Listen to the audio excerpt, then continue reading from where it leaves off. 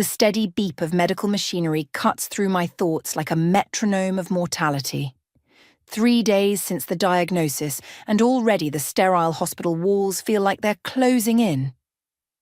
I watch Derek's reflection in the window as he paces behind my bed, his footsteps echoing against the linoleum floor. "The insurance won't cover everything," he says, running his fingers through his salt and pepper hair. "We need to think about our options." I nod, trying to ignore the dull ache in my chest, both from the biopsy and from watching my husband of 25 years transform into someone I barely recognize. The breast cancer diagnosis hit us both like a freight train, but while I'm fighting for my life, Derek seems more concerned about our bank account. "I'll need your credit card," he continues, his voice taking on that familiar patronizing tone. "There are some arrangements I need to make. Family matters." I turn away from the window to face him. "What kind of arrangements?" "Just trust me, Fiona. I'm handling everything." He reaches for my purse on the bedside table, his movements too quick, too practiced. Something in his eyes makes my stomach twist. I've seen that look before, at our daughter Lily's graduation when he borrowed money from her college fund, promising to replace it. He never did. "The card's in my wallet," I say, watching him rifle through my belongings. The tremor in my hands isn't from weakness anymore, it's rage, carefully contained. Dr. Collins appears in the doorway, her clipboard tucked under one arm. "How are we feeling today?" Before I can answer, Derek waves my credit card triumphantly. "Got it. I'll be back later, honey. Need to take care of some things." He kisses my forehead, but his lips are cold. "Derek!" I call out as he reaches the door. "What's the exact amount you need?" He pauses, shoulders tensing. "Don't worry about it. You focus on getting better." Then he's gone, leaving behind only the scent of his expensive cologne and the weight of unspoken lies. Dr. Collins checks my vitals, her movements efficient but gentle. "Your numbers are improving. The treatment plan we discussed should—" "He's going to empty that account," I interrupt, my voice surprisingly steady. "Just like he did with our savings last year." She stops writing and meets my gaze. "Fiona, I'm not being paranoid. I've seen the signs before." I laugh, but it's a hollow sound. "You know what's funny? I always thought cancer would be the worst thing that could happen to me. Turns out, it's just opened my eyes to what's been happening all along." Dr. Collins sits on the edge of my bed, her professional demeanor softening. "Have you considered talking to someone? A counselor, maybe?" I shake my head. What I need is a lawyer. And time. My fingers trace the edge of my hospital gown where it covers the bandage. "How long did you say this treatment would take?" 6 months minimum. "But Fiona, your priority should be—" "Perfect," I say, reaching for my phone. "That's all the time I need." As I pull up my banking app, a text from Lily appears. "Mom, did Dad just ask you for money again?" I close my eyes, remembering the look on Derek's face as he left. Not concern for his sick wife, but the calculating gleam of a man who thinks he's won. He doesn't realize that this hospital room has become my war room, and his latest betrayal has given me something the cancer tried to take away.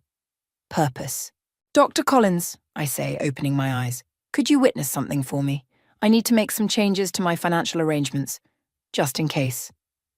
She hesitates, then nods. "Of course." I smile, feeling stronger than I have in days. Cancer might be trying to kill me, but it's Derek who's taught me how to fight dirty.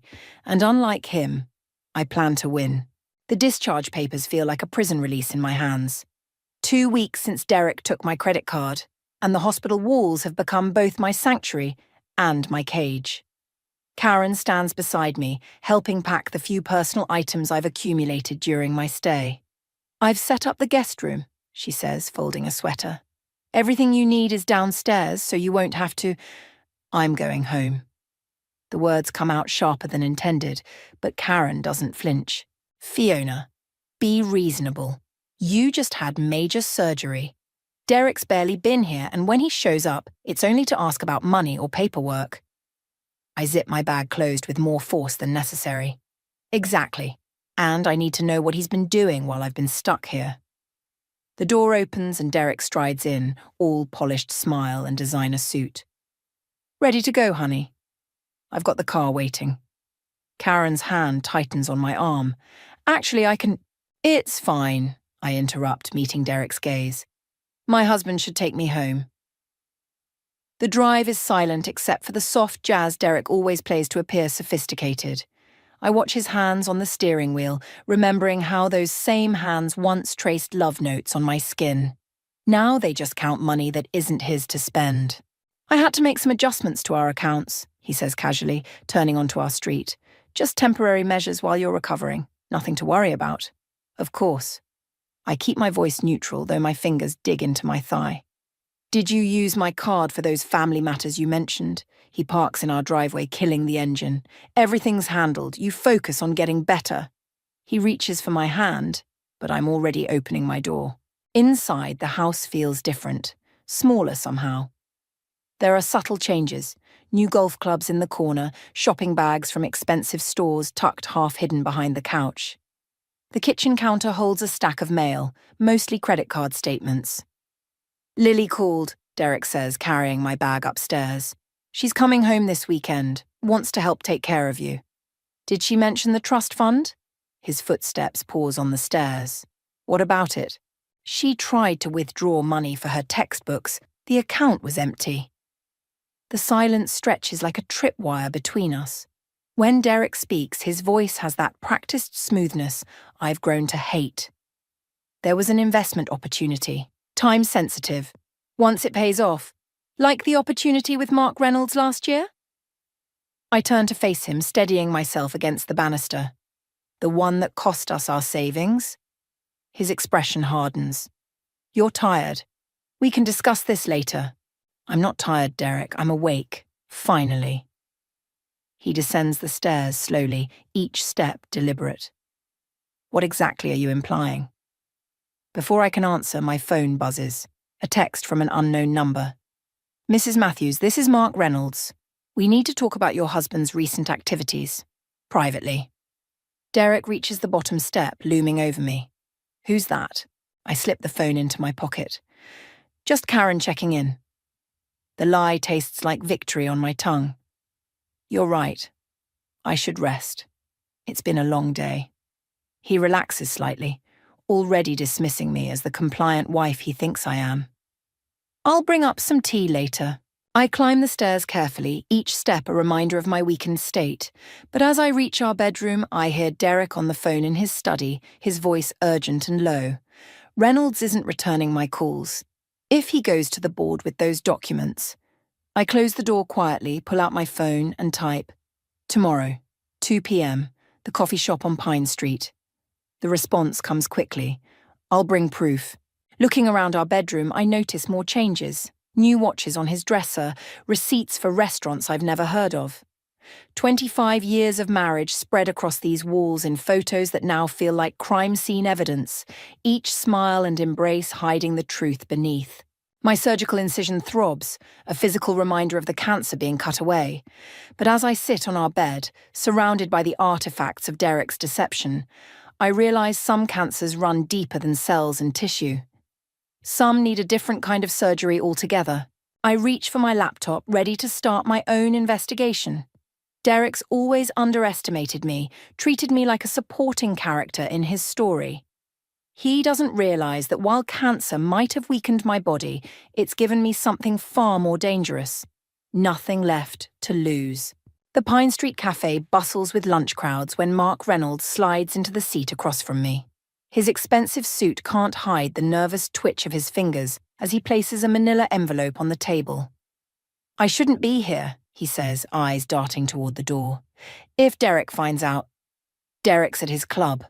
I push a coffee toward him. Tell me about the documents. Mark's laugh is hollow. Documents. Try evidence. Your husband's been running a scheme through the company for years. Small amounts at first, then bigger transfers. Always careful, always just under the radar. The waitress approaches and we fall silent. My hands shake slightly as I lift my cup, but not from weakness this time.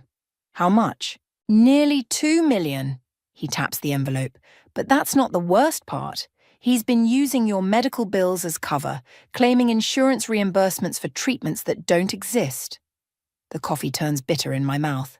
My cancer was his smokescreen. Among other things. Mark leans forward. Look, I'm not innocent here. I helped him set up some of these accounts, but when he started talking about moving everything offshore... The cafe door chimes. Karen walks in, spots us and freezes. Her expression shifts from surprise to something darker before she turns and hurries out. Damn it, I mutter, knowing she'll tell Derek. We need to finish this quickly. Mark pulls out his phone, showing me a series of transactions. These are from last week. He's accelerating his timeline, whatever he's planning. My phone buzzes with a text from Lily. Mum, why is Dad emptying my college account? The world tilts sideways. I grip the table edge, my surgical scar burning with phantom pain. He's targeting Lily's money now. He's desperate. Mark's voice drops lower. The board's asking questions. It's only a matter of time before... The cafe door slams open. Derek stands there, Karen behind him, his face a mask of controlled fury. Well, isn't this cozy? Mark goes pale, scrambling to collect the papers. Derek crosses the space in 3 long strides, grabbing the envelope. Business meeting? Derek's smile doesn't reach his eyes. Funny, I don't recall you being well enough to discuss business, honey. I stand slowly, aware of the other customers watching. Give me the envelope, Derek. Or what? He laughs, but there's an edge of panic in it. You'll tell everyone how I've wronged you? Poor, sick Fiona betrayed by her heartless husband. No, I meet his gaze steadily. I'll tell them how you've been stealing from our daughter. His facade cracks for just a moment. Karen steps forward, touching his arm. Derek, maybe we should stay out of this, he snaps, shrugging her off. Then to me, you have no idea what you're talking about. The treatments, the specialists, someone has to pay for all that. The treatments I never received, my voice carries in the sudden silence of the cafe. The specialists who don't exist? Derek's hand tightens on the envelope until his knuckles turn white. You're confused. The medication. Stop lying. The words come out sharp enough to cut. I've seen the real medical bills. Dr. Collins showed me everything. He takes a step toward me, but Mark moves between us. Back off, Derek. It's over. Is it? Derek's laugh turns ugly. My confused, cancer-addled wife meets secretly with my disgraced ex-partner. Who do you think people will believe? I pull out my phone, holding it up. They'll believe the recording of this entire conversation, and the board will believe the copies of those documents I already have. The colour drains from his face. Behind him, Karen makes a small sound of surprise, or perhaps satisfaction. I can't tell any more who's truly on my side. You wouldn't, Derek whispers. Think about Lily. I am thinking about Lily. That's why I've already called my lawyer.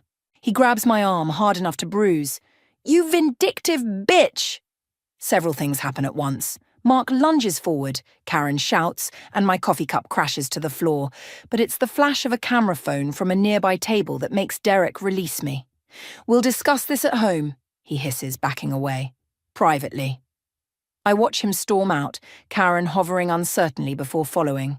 My hands are steady as I pick up my purse, though my heart pounds against my ribs. Are you okay? Mark asks, gathering the scattered papers. No, I answer honestly, but I will be. I text Lily back. Don't worry about the account.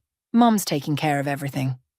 The cancer tried to kill me quickly, Derek tried to kill me slowly, but they both taught me the same lesson. Sometimes survival means becoming the predator instead of the prey. Lily arrives home unannounced, her college duffel bag slung over one shoulder. She stands in our kitchen, looking smaller than her 20 years, clutching a stack of bank statements. The tuition payment bounced, she says without preamble. And my roommate's mom saw Dad at the casino last week. I grip the counter, my surgical scar pulling tight with tension. When? The same day he told you he was meeting with the insurance company about your treatments. She drops the statements on the counter. Why didn't you tell me how bad things were? Before I can answer, Karen appears in the doorway. Her presence has become a constant shadow lately, hovering between loyalty and something darker.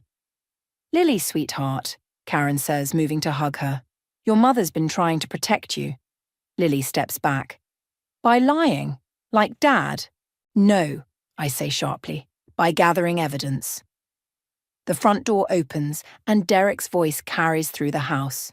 Honey, Karen called, said there was some kind of emergency. He stops short in the kitchen doorway. The sight of Lily freezes him mid-stride, his practiced smile slipping for just a moment. Princess? What a surprise. He moves to embrace her, but she holds up the bank statements like a shield. The casino, Dad? Really? Derek's eyes dart to Karen, then me. It's not what you think. I was meeting investors. Stop! Lily's voice cracks. Just stop lying. I'm trying to save this family, Derek snaps. The medical bills, the specialists. What specialists? I interrupt, my voice steady despite the rage building in my chest. Name one. The silence stretches like a tripwire between us. Karen shifts uncomfortably, and I catch something passing between her and Derek, a look that makes my skin crawl. This is ridiculous, Derek says finally. I've managed our finances for 25 years. Everything I've done has been for this family. Show me, Lily demands. Show me where my tuition money went. Derek reaches for the statements, but I move faster, sliding them away. Better yet, show us the offshore accounts. His head snaps up. Karen makes a small sound, surprise or warning, I can't tell anymore. Mark Reynolds talked, didn't he? Derek's voice turns cold. That backstabbing son of a... Dad! Lily's shock cuts through the tension. Honey, go upstairs, I tell her. Your father and I need to discuss some things. I'm not a child anymore, she protests. I deserve to know. Now, Lily. She hesitates, then grabs her bag and storms out. The sound of her footsteps on the stairs echoes like accusations. Karen, Derek says quietly, give us a minute. But Karen doesn't move. I think I should stay. Something in her tone makes me look closer, the slight tremor in her hands, the way she positions herself between Derek and the door. I remember her quick appearance at the cafe, her constant presence lately. The pieces start shifting into a new pattern. How long have you known? I ask her. Known what? Derek interrupts. Karen's been helping me protect you, Fiona. You're not thinking clearly with all the medications. I haven't taken pain medication in weeks, I say. You'd know that if you'd been to any of my actual appointments instead of fabricating fake ones. Karen takes a step toward me. Fiona, please, there are things you don't understand. Like how you've been helping Derek move money around. The words taste like poison. Or how you both thought my cancer would make me too weak to notice. Derek moves suddenly, reaching for the statements, but his sleeve rides up. There on his wrist is a watch I've never seen before, identical to the one I saw Karen wearing last week. The realization hits like a physical blow. How long? I ask again. But this time I'm asking both of them. The silence tells me everything. I straighten up, ignoring the pull of scar tissue. Get out, both of you. This is my house, Derek starts, but I cut him off. Not for long. I pull out my phone. The police would be very interested in those fake medical bills you've been submitting, not to mention the board at your company. You wouldn't dare, Karen whispers. I meet their eyes, my husband and my best friend, now strangers wearing familiar faces. Try me. They leave finally. I wait until I hear their cars pull away before I let my legs give out, sliding down against the kitchen cabinet. Upstairs, I can hear Lily crying. My phone buzzes, a text from Dr. Collins. Lab results are in. Need to discuss options. I close my eyes, feeling the weight of every betrayal, every lie.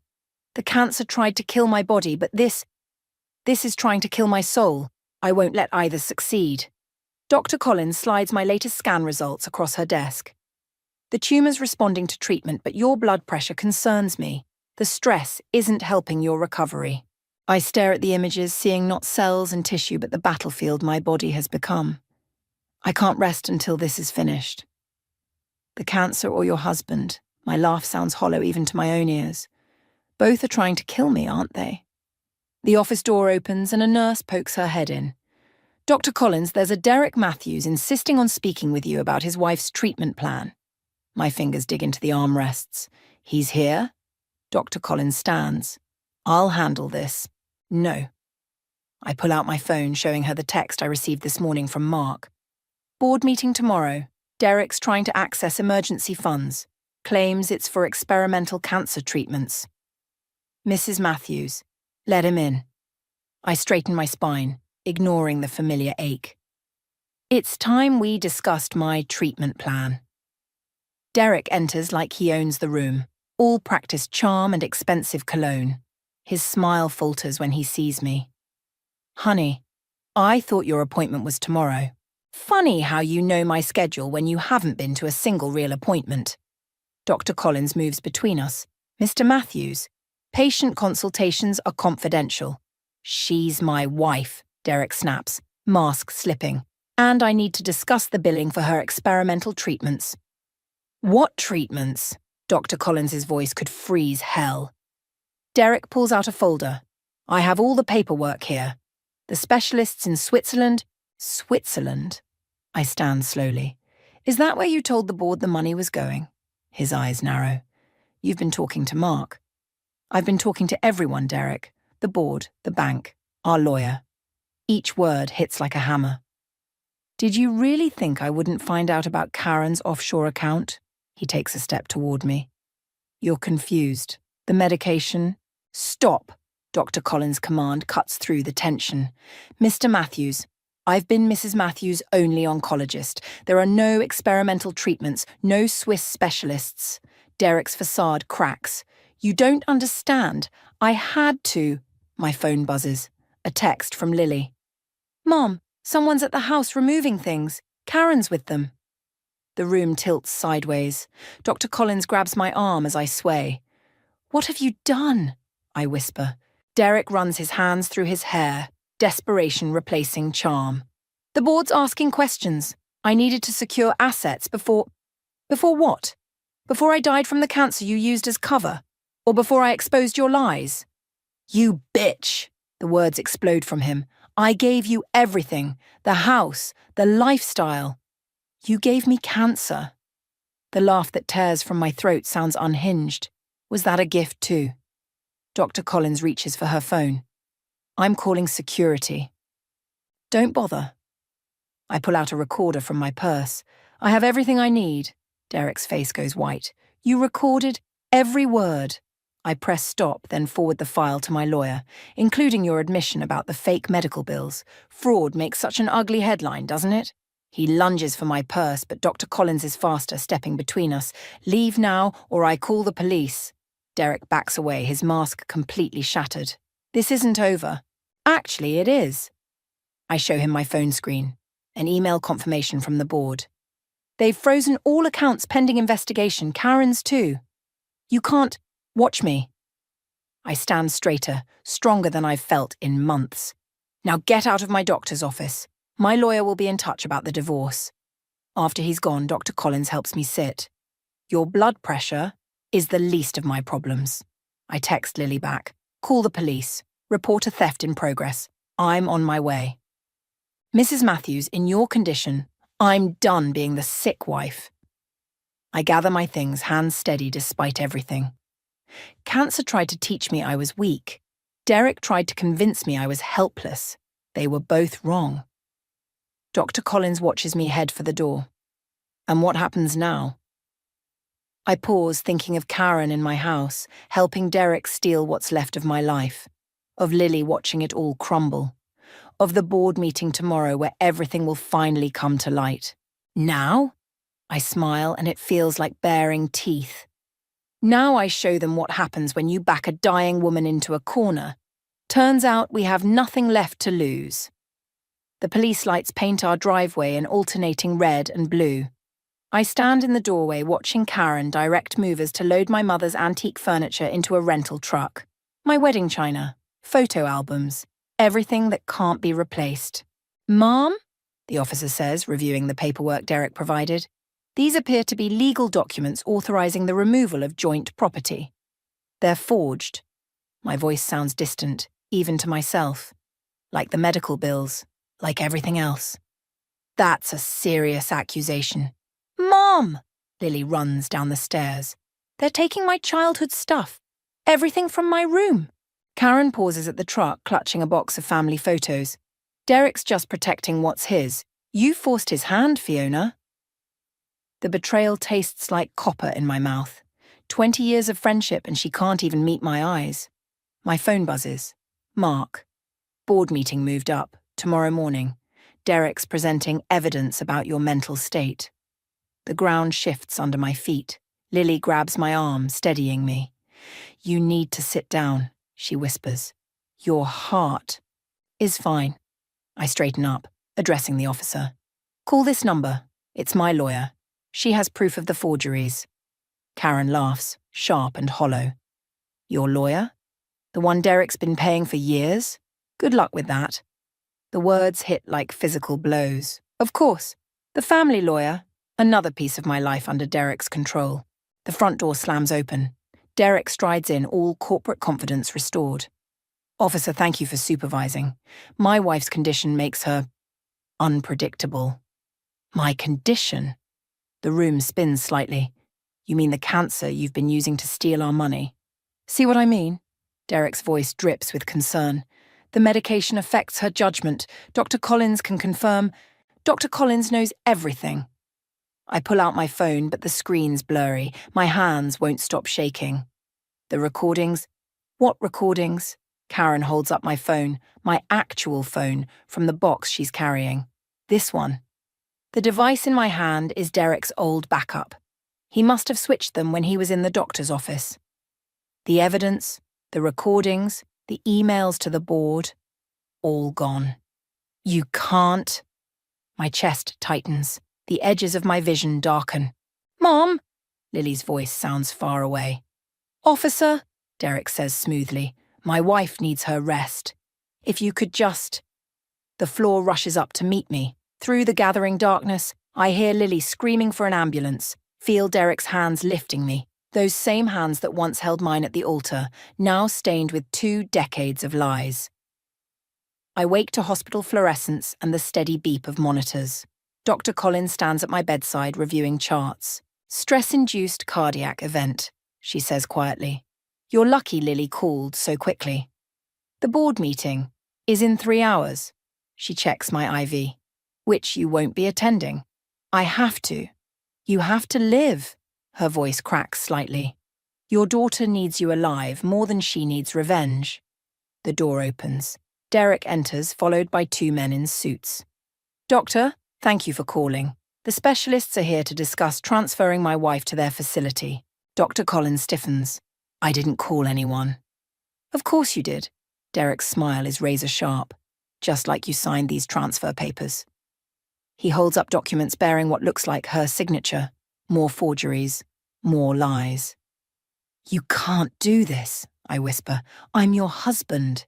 He leans close, dropping his voice. I can do whatever's necessary to protect our family's interests, even if that means protecting you from yourself. The monitors beep faster as my heart rate spikes. Dr. Collins moves to intervene, but one of the men blocks her path. Your facility, I manage, doesn't exist, does it? Derek straightens his tie. Does it matter? By the time anyone figures it out, the board meeting will be over. The accounts will be cleared. And you'll be resting comfortably. Somewhere. Security, Dr. Collins calls out, but the other man shows her more papers. Court orders. Probably as fake as everything else. I look past Derek to the doorway where Karen stands watching, her face a mask of practiced concern. Beyond her, I catch a glimpse of Lily being held back by hospital staff. The monitors scream as darkness creeps in again. The last thing I see is Derek's triumphant smile, the same one he wore the day he asked for my credit card, starting this whole nightmare. I thought cancer would kill me. Then I thought Derek would. Now I realize the truth. Sometimes the thing that destroys you isn't the disease or the betrayal. It's the moment you realize you never really knew the people you loved at all. The boardroom falls silent as I push through the double doors. Derek freezes mid-sentence, his presentation remote dangling from his hand. Behind him, projector slides show medical bills, all forged, all part of his elaborate lie. This meeting's private, he says, recovering quickly. My wife needs rest. Your wife needs justice. My voice carries despite my weakness. 3 days since my collapse and every step still hurts, but pain has become my armor. Karen rises from her seat near Derek. Security! Sit down. Mark Reynolds enters behind me carrying a leather briefcase. Everyone needs to hear this. Derek's smile turns predatory. Mark, given your history of embezzlement. You mean your embezzlement? Mark opens the briefcase, removing a USB drive. The real records are here, including the original files you deleted from Fiona's phone. The board chairman leans forward. What files? The ones proving Derek created fake medical bills. Dr. Collins steps into the room holding up a stack of papers. I brought the actual records. Every treatment, every real expense, and every fraudulent claim Derek submitted. Derek's facade cracks. You can't be here. Doctor-patient confidentiality was waived, I interrupt, when you tried to have me committed to your fictional treatment facility.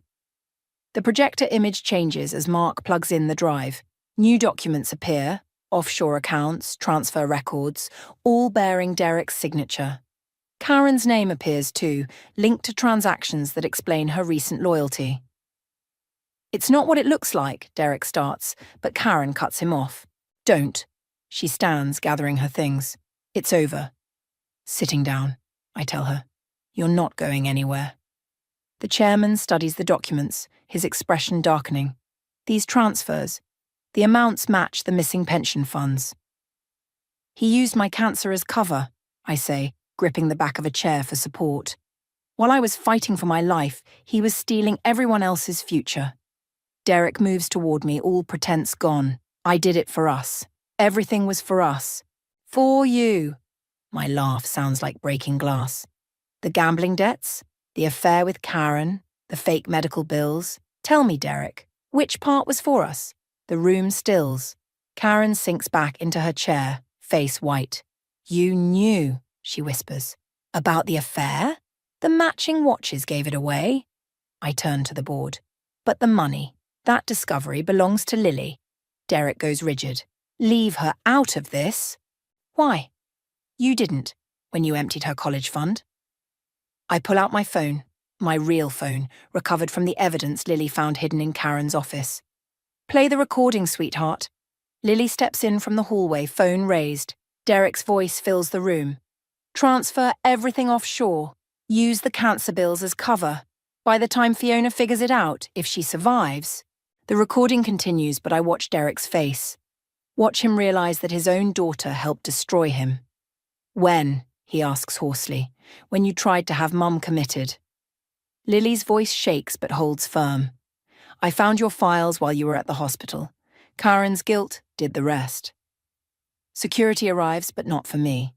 As they escort Derek out, he turns back one last time. I really did love you once. No, I say quietly. You loved controlling me. There's a difference. The chairman calls for a full audit. Karen is led away in tears. Through it all, I remain standing, though my legs threaten to buckle. Mark touches my arm. You should sit. Not yet. I face the board. There's one more thing. The pension funds, I know where they are. Derek moved them, but I moved them back. Check account 4471. The chairman types rapidly on his laptop, then looks up in surprise. The money's all here. How? Because I know my husband. Knew exactly which offshore account he'd use. I smile, feeling the last piece fall into place. The same account he used when he stole from his first wife. Derek's shout echoes from the hallway as the final truth hits him. I didn't just uncover his current crimes, I exposed his past ones too. Dr. Collins appears at my side with a wheelchair. This time I don't resist.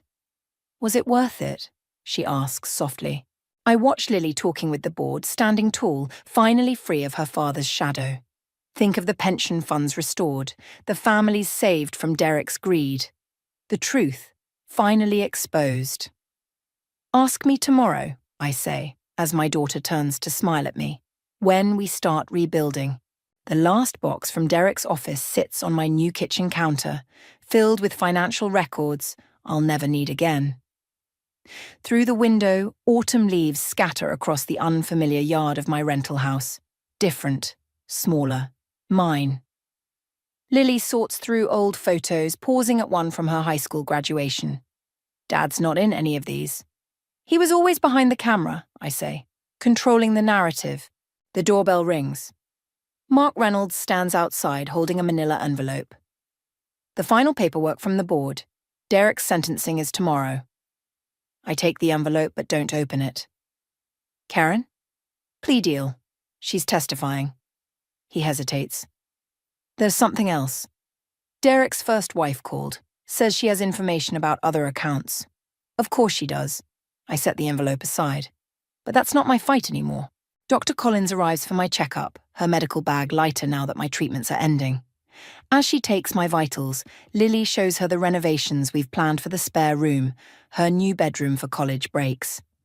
Your blood pressure's normal, Dr. Collins says, but her expression holds something back. Just say it. The board wants you to testify at Derek's sentencing. They think it'll help with restitution for the pension funds. The old anger stirs, but it feels distant now, like watching a storm through someone else's window. No. Mom, Lily starts, but I shake my head. The evidence speaks for itself. I don't need to give him one more chance to manipulate the story.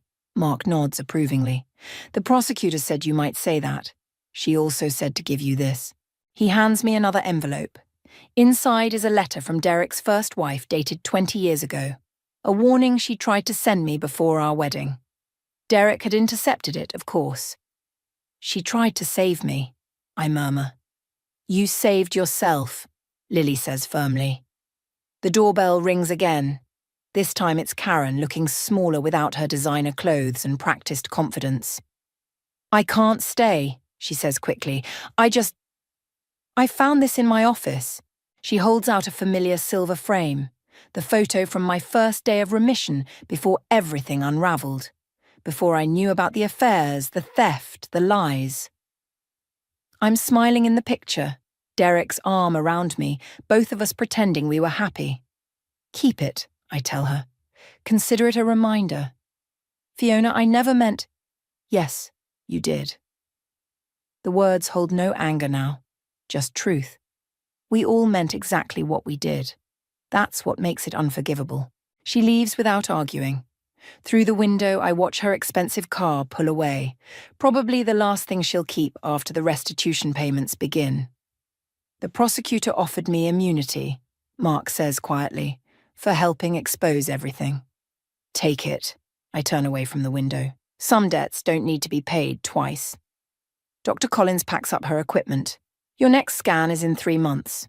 Try to rest until then. I will. But we both know healing isn't just about cancer anymore.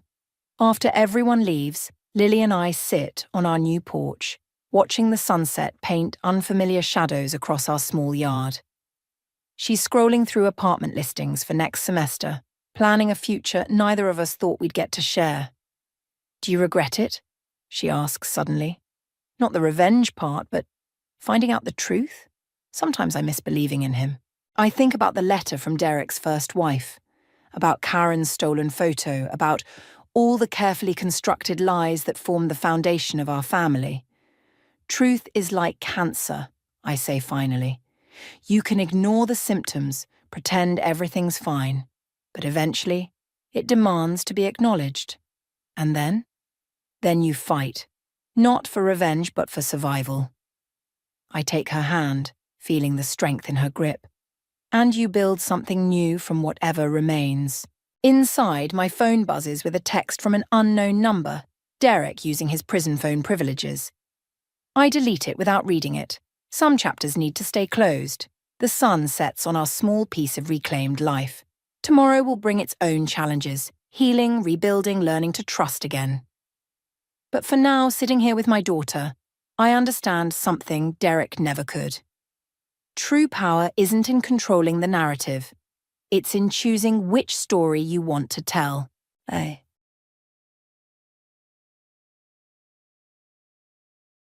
My name is Sheila, and if there's one thing you should know about me right off the bat, it's that I grew up surrounded by books. More than just stacks of them at home, my dad managed a big publishing house, and ever since I was a little girl, I'd tag along with him to work whenever I got the chance. "Got your nose stuck in a book again?" Dad would joke every time he found me curled up in some corner of his office, deep into whatever I could get my hands on. "Yeah, and I bet I can read more books than you this month." I'd shoot back, always ready for a challenge. Those days at his office, I wasn't just reading, I was living in worlds crafted by imagination. It was magical, really. When I wasn't reading, I was watching Dad in meetings, seeing how he dealt with writers, illustrators, and all the big shots who thought they knew better. He handled it all with a kind of cool that made everyone respect him, but never made him unapproachable. I took the love for books straight into adulthood, became a teacher, shaping young minds to hopefully find the same joy in reading that I did. And every last Friday of the month, I kept up the ritual of visiting Dad at work. It was one of those Fridays when life decided to throw me a curveball. Dad introduced me to Ben, a lanky guy with an awkward smile and an armful of manuscripts. He was there to pitch his latest book, hoping Dad would bite. "Ben, this is my daughter, Sheila." "Sheila, Ben's a budding writer, got some interesting ideas," Dad said, clapping him on the back. Ben extended a shaky hand, which I took, smiling. "Nice to meet you, Sheila. Your dad tells me you're the real critic around here. Hope you won't be too harsh on me." I laughed. "I'll try to go easy on you. What's your book about?" We hit it off from there. Turned out, Ben was funny, a bit rough around the edges, but he had an honest charm about him. His stories weren't bad either, just a little unpolished.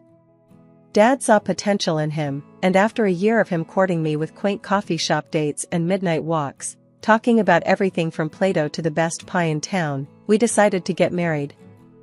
The wedding was a simple affair, just close family and friends. Dad was beaming all day, and when it came time for speeches, he stood up, glass in hand, a twinkle in his eye that I knew meant he was going to embarrass me. "Sheila, ever since you were a little girl, you've always surprised me. Smart, beautiful, and stubborn as a mule. And now, you've gone and married this young man who seems to love you more than his manuscripts." Everyone chuckled as Ben blushed, looking at me like I was his anchor. "To Sheila and Ben, may your lives be filled with more love than there are books in my office, and that's saying something," Dad concluded, raising his glass. Life with Ben started like a fairy tale, but fairy tales don't tell you about the bills and the late nights worrying about how to make ends meet. Ben's books weren't exactly flying off the shelves, and as much as I believed in his talent, the world didn't seem ready to bite. I upped my hours at school, took on extra classes, and even ran after-school clubs. Anything to keep us afloat. "Hey, I picked up an extra shift at the tutoring center," I mentioned one evening, stirring a pot of spaghetti, trying to keep the concern out of my voice. Ben was at the table, papers spread out like a wild sea of ink and frustration. He looked up, his eyes tired but grateful. "Babe, you're killing yourself with all this work. Maybe I should get a regular job, put writing on hold for a bit." I walked over, took his hand, feeling the rough edges of his fingers worn by endless writing. "No, you're going to crack it, I know it. We just need to keep at it a bit longer, okay? Your stories are good, they just need the right eyes." He squeezed my hand, a silent thank you hanging between us. That night we ate dinner late, talking about his latest manuscript that just couldn't find a home. One day, Dad dropped by, something that wasn't unusual, but the look on his face was. He had that "I've got an idea" expression that usually meant things were about to get interesting. "Ben, have you ever thought about writing for kids? I mean, Sheila here has all the inside scoop, spending her days with them. Might be something to think about," Dad suggested, casually flipping through one of Ben's rejected manuscripts. Ben looked over at me, eyebrows raised. "Kids, huh? What do you think? Could I do it?" I nodded, excitement bubbling up. "Absolutely, you could. I can tell you what they like, what stories stick. We could try it together?" So, we did. Nights became our brainstorming sessions. I'd come home with tales from school, What the kids laughed at, what games they played, and Ben would weave them into stories. It felt right, working together, creating worlds for children who were so much like my students. The days rolled into months, and our first children's book took shape, a story about a mischievous raccoon with a heart of gold. Dad was instrumental, giving us tips on how to market it, how to pitch it to his contacts. When we finally got a publishing deal, it felt like we'd won the lottery. "Here's to Rocky Raccoon, may he be the first of many," Ben toasted, holding up his beer one night in our little kitchen that suddenly seemed too small for our growing dreams. "To Rocky," I echoed, my heart full, thinking maybe, just maybe, we'd turned a corner. Rocky Raccoon was just the beginning. After the first book hit the shelves and kids went nuts for it, Ben and I knew we had something special. We buckled down, turning out stories faster than you'd believe. Our little office at home became a workshop of dreams, paper everywhere, ideas scrawled on walls, and endless cups of coffee. One evening, as we were knee-deep in our third book, Ben tossed his pen down and stretched. "Can you believe this, Sheila? From barely paying the bills to signing autographs at book fairs. It's nuts." I laughed, tossing a crumpled paper ball at him. "We're not quite J.K. Rowling yet, but yeah, it's wild. Kids are actually dressing up as our characters for Halloween." Ben picked up the paper ball, shot a grin at me, and threw it back. "And to think, all this started with your idea to write for kids. You were right on the money." As our fame grew, so did the opportunities. Invitations to schools, interviews, even a TV spot. I was teaching less and writing more, which was a dream come true in its own way. Dad was over the moon, always bragging to anyone who'd listen. "Ben and Sheila, the dynamic duo. You guys are smashing it," Dad said one day, dropping by with a new contract from a big-name publisher. "They want a series, can you believe it? A whole series based on your characters." Ben, who was usually the cool one, nearly jumped out of his chair. "A series? That's big league, baby. Sheila, we've hit the jackpot." As our book series took off, our lives changed in ways we'd never imagined. We bought a new house with more space for our work, and every room felt like a piece of our success. Celebrations were frequent, with friends and family always eager to toast to our success.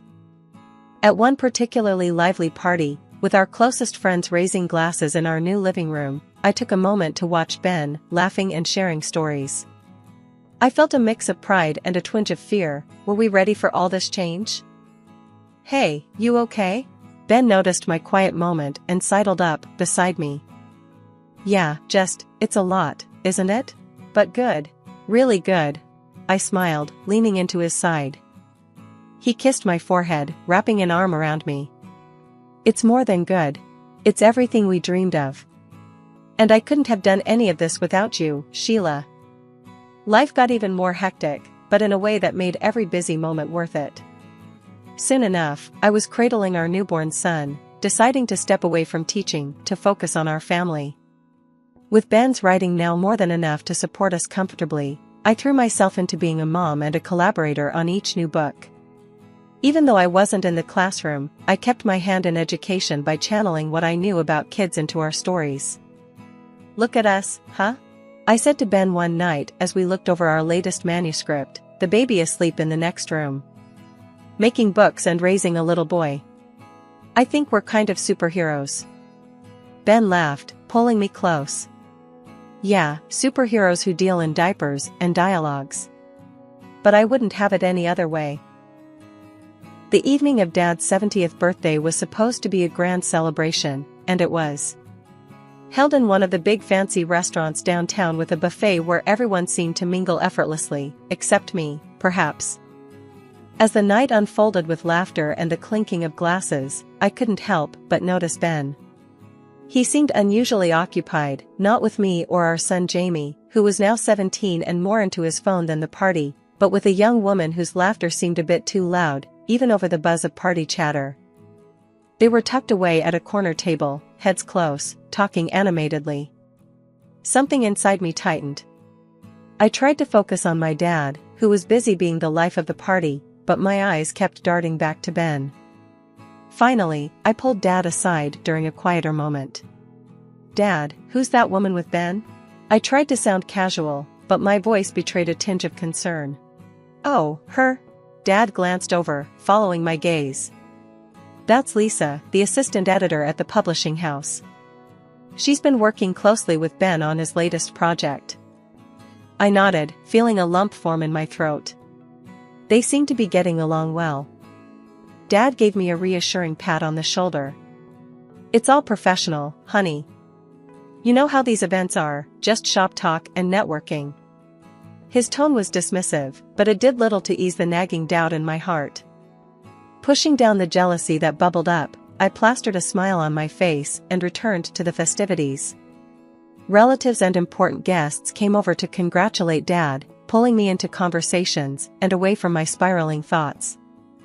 As the evening wore on, I found myself watching Ben and Lisa from across the room. They were laughing again, their heads tilted together in a way that looked far too intimate for a simple work discussion. Each laugh, each shared glance between them felt like a small puncture to my heart. "Let's get some fresh air," I suggested to Jamie, needing an escape from the stifling atmosphere. Outside, the cool night air felt like a balm. Jamie and I leaned against the railing, overlooking the city lights. He talked about school, his friends, and his plans for college, normal things that felt grounding in that moment. "Thanks for being here with me, Jamie. I needed this," I told him as we headed back inside. "Anytime, Mom. You know I've got your back," he replied, bumping his shoulder against mine playfully. We re-entered the party, my resolve strengthened. I would enjoy the evening for Dad's sake, for Jamie's. As for Ben and whatever was happening there, I would deal with it later, when the music stopped and the guests went home. After returning from some fresh air with Jamie, I couldn't shake off the uneasy feeling that had settled over me. As much as I tried to focus on the celebration, my eyes inevitably wandered to where Ben was still chatting animatedly with Lisa. It was like watching a play where you already knew the tragic ending, but you couldn't leave your seat. Determined not to let this spoil the entire evening, I tried to mingle. Yet, every laugh and snippet of music seemed to echo with underlying tension for me. Finally, I decided to head to the ladies' room to freshen up, perhaps clear my head. That's when it happened. As I walked down the quiet hallway towards the restrooms, the muffled sound of voices stopped me dead in my tracks. The door to one of the private dining rooms was ajar, and through the crack, I saw Ben and Lisa. They weren't just talking, they were in an embrace, kissing like two teenagers, hidden away from prying eyes. My heart hammered against my chest so hard I thought it might burst. Anger, shock, and a profound sense of betrayal swirled inside me. I felt rooted to the spot, hidden by the shadow of a decorative plant. Just then, their conversation floated out, clear and sharp. "We need to figure this out, Ben. Once your book launches, we'll have enough to start fresh. Just you and me," Lisa whispered, her voice thick with emotion. Ben's reply was a low murmur, but his words were like daggers. I know. I just need a bit more time to sort things out with Sheila. It's complicated with Jamie and everything." The cold reality of their plans hit me hard.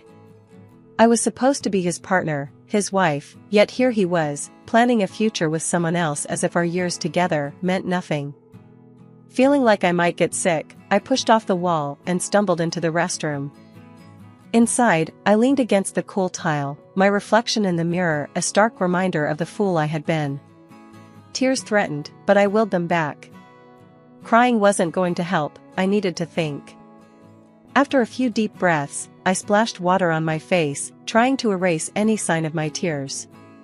Composing myself, I stepped back into the hall, only to bump straight into Dad. "Sheila, what's wrong? You look pale," Dad said, his voice full of concern as he noticed my disheveled appearance. "It's nothing, Dad. Just feeling a bit under the weather," I lied, attempting to brush past him. Dad, however, wasn't having any of it. He took my arm gently and steered me away from the main hall into a quieter corridor. "This isn't just a headache, is it? Talk to me, honey." The floodgates opened, and I poured out everything to him, from Ben's frequent late nights to what I had just witnessed. Dad listened, his face hardening with every word. "This needs careful handling, Sheila. We'll sort it out, don't you worry," he assured me, his tone firm yet soothing. "Let's meet at the detective's office tomorrow. We'll get to the bottom of this." Nodding, feeling a mix of relief and dread, I agreed. The rest of the evening was a blur. I couldn't bear to stay any longer at the party, claiming illness, and left with Jamie, who was confused but too sleepy to question much. Ben didn't come home that night, claiming later that he was caught up at work. I knew better now, but kept my newfound knowledge to myself, preparing for what was to come. The next steps needed to be planned with care, and I was grateful to have Dad by my side, ready to face whatever lay ahead. The next morning felt like one of those days when you wake up wishing the world would give you a redo. With a heavy heart and a mind racing with thoughts of betrayal, I drove to the detective's office where Dad had agreed to meet me. He was already there when I arrived, his face a mask of concern and determination. The detective, a middle-aged man named Ron, ushered us into his office. His room was lined with shelves filled with files and 2 chairs opposite his cluttered desk. It looked like a place where secrets came to light, and I braced myself for what was next. "So, Mr. Morris told me a bit on the phone.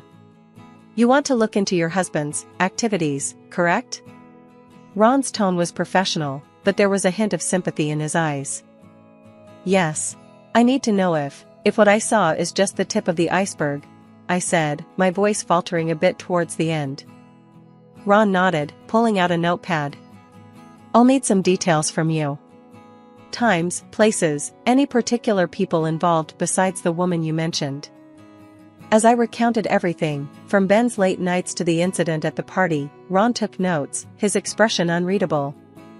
After I finished, he leaned back in his chair, tapping the pen against his notepad. "We'll start with surveillance, check his known hangouts, and track his movements. If he's meeting this woman, we'll find out when and where. Do you want photos or just a report?" "Photos," Dad cut in before I could answer. "We need everything documented, just in case." "Understood," Ron replied. He then looked at me. "It might take a few weeks to gather everything. These things, they take time and patience." 3 agonizing weeks later, we were back in Ron's office, sitting across from him as he laid out what he had found. The folder he opened seemed to spill out my worst fears. Photos, detailed reports, bank statements, and more painted a picture I couldn't deny. "Mrs. Morris, I'm sorry, but it's as you suspected," Ron began. "Your husband has been seeing the assistant editor for over 2 years. Since shortly after she was hired by your father." My heart sank as he continued. "He's transferred large sums to her accounts. Bought her an apartment and a car. They spend most of their free time together. And from what I've gathered, they've discussed marriage, planning it for after your son turns 18, to avoid any complications with alimony." Dad's face was stone. He reached over and squeezed my hand, his grip tight with shared outrage. This is unbelievable. After everything I've done for him, this is how he repays our family?" Dad's voice was low, each word heavy with betrayal.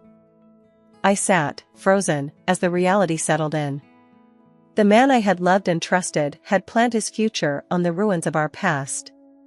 "What do we do now, Dad?" My voice was barely a whisper, drowned out by the roaring in my ears. "We'll figure this out, Sheila. We'll make sure he regrets this," Dad said firmly, his jaw set. Dad had invited Ben, me, and Lisa, the assistant editor, to our family home under the guise of discussing a new book. Once we were all seated in the living room, which had always been a place of warmth and laughter, Dad started the meeting in a tone that was unnervingly calm. "Thank you all for coming. Today, I thought we'd discuss a potential new plot. Something real, something revealing." Ben looked uneasy, glancing at Lisa, who was visibly nervous. I sat silently, watching as Dad opened a folder thick with photos and documents, the evidence collected by the detective. He slowly pulled out one photo after another, laying them on the coffee table for all to see. Imagine a book where the main character, a successful writer, betrays everyone who loves him. Dad began, his voice steady but cold. Ben's face drained of color as each photo and document showcased his affair, his financial betrayals. Dad didn't stop there. He recounted how Ben got his start with his help, how I had supported him through thick and thin, writing the early books that made him famous, providing ideas and editing drafts. You see, I've invested a lot in you, Ben. And this, he waved at the photos, is how you've repaid us. Lisa began to cry softly, her hands trembling. I didn't think it would go this far, she murmured. I'm so sorry. I'm pregnant. Dad's eyes then turned to her. And you, young lady, think about the decisions you make and who they hurt. The room was thick with tension, a stark contrast to the decorous surroundings. Then, Dad leaned forward, his hands clasped together. I could make a few calls right now, to some very influential friends in the publishing world. What do you think would happen to your career then, Ben? Ben was shaking, his voice barely audible. Please, I made a mistake. That's not enough, Ben, I said, my voice firmer than I felt. I slid the divorce papers across the table. Sign these. They state that all assets stay with me, as do the rights to our books. Lisa gasped, clutching her stomach. Please, don't leave me with nothing. I looked at her, my heart hardening against the betrayal, but softening at her plight. I'll leave you the apartment Ben bought you. That's more than generous, all things considered. She nodded quickly, wiping her tears, and signed the papers. Ben tried to argue, his eyes darting from the documents to Dad's stern face. This isn't fair. I deserve. Dad picked up his phone, holding it menacingly. Do I need to make those calls, Ben? Defeated, Ben signed the papers, his hands trembling as he realized the full extent of his losses. Once the door closed behind them, the silence was almost deafening. Dad turned to me, his expression softening. Sheila, let's focus on a fresh start now. You and Jamie need something better, something new. Maybe think about moving closer to us, getting a new place where you can make new memories. I nodded, feeling the weight of the day settling on my shoulders. I'll think about it, Dad. Thanks, I managed to say, the prospect of moving forward both daunting and necessary. When I got home, Jamie was waiting, his face anxious as he looked up from his homework. Mom, are you okay? How did it go? Sitting down beside him, I took a deep breath. It's over, Jamie. Your dad and we're done. He made some choices, and I made some too. We're going to start over, just you and me. Jamie reached out, taking my hand, his support immediate and firm. I'm with you, Mom. It's been rough, but I know you did the right thing. Let's just move on, together. Over the next few weeks, we talked a lot about our next steps. Dad's suggestion to move closer kept playing in my mind. The idea of a fresh start grew on me, and soon, Jamie and I began looking for a new place, somewhere closer to my parents, somewhere we could build a new life. Finding the right house took time, but when we did, it felt right, a cozy place not too far from my parents, but still our own. As we settled in, I returned to teaching. Walking back into the school, seeing the children's faces light up, hearing their laughter and excitement, reminded me why I loved my job so much. These kids, with their endless curiosity and resilience, helped me find my own strength again. Life started to find a rhythm again, a new normal that was different but fulfilling. Jamie thrived, diving into his studies and eventually heading off to university. His resolve and support never wavered, anchoring me through the changes. One evening, as I sat on the porch of our new home, watching the sunset, Dad came over, sitting beside me. You've done well, Sheila. I'm proud of you. Thanks, Dad. It hasn't been easy, but it feels right. Starting over, being here, close to you and Mom, it's given us both a chance to heal and grow. He nodded, looking out over the yard. Life throws some tough lessons our way, but how we come out of them, that's what defines us. As we sat there, the tranquility of the evening wrapping around us, I felt a peace I hadn't known in a long time. Yes, the road had been unimaginably hard, but here we were, stronger and together. The love of my family and the joy of my work with the children filled my days. I had found my way back to happiness, back to a life where I could thrive.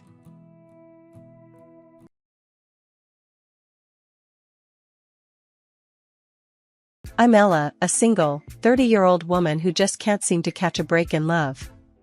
After dumping my cheating ex, I needed a night out, and Lisa's party seemed like the perfect escape. My life's pretty simple outside the drama. I run a boutique in the city, a neat little place that sells fancy clothes to people who don't look at price tags. Walking into Lisa's packed apartment, I could barely hear myself think over the music and the buzz of the crowd. I grabbed a drink and was scouting a quiet corner when Lisa grabbed my arm, her eyes wide with excitement. "Ella, you made it. Look, there's someone I want you to meet. He's right up your alley, finance stuff and all that," she shouted over the music, dragging me through the throng of partygoers. Before I knew it, I was standing in front of a tall guy with a cheeky smile. He had the look of someone who knew exactly how much money he made, and wasn't afraid to let you know. "Ella, this is Nathan. Nathan, meet Ella. She owns the chicest clothing store downtown." Lisa introduced us with a wink and left before I could protest. Nathan's handshake was firm, his gaze curious. "A clothing store, huh? That sounds like a lot of fun. I'm in finance myself.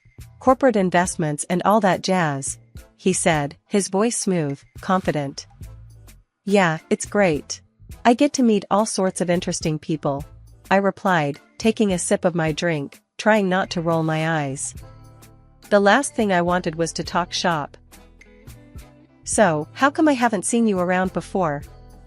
A beautiful woman like you, I wouldn't forget," he continued, leaning in a bit too close for comfort. I shifted back, raising an eyebrow. "Probably because I spend more time with fabric swatches than I do at finance galas." "What's your story? All numbers and big deals?" He laughed, a genuine, hearty sound. "Pretty much. It's not as glamorous as it sounds, though. But tonight, I'm off duty." "Tell me, what's the worst part of running your own business?" "Inventory days and holiday returns," I said, warming up to the conversation, despite myself.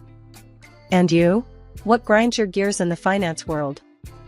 "Regulations and the endless paperwork. But enough about work. What do you do for fun?" Nathan asked, his smile disarming.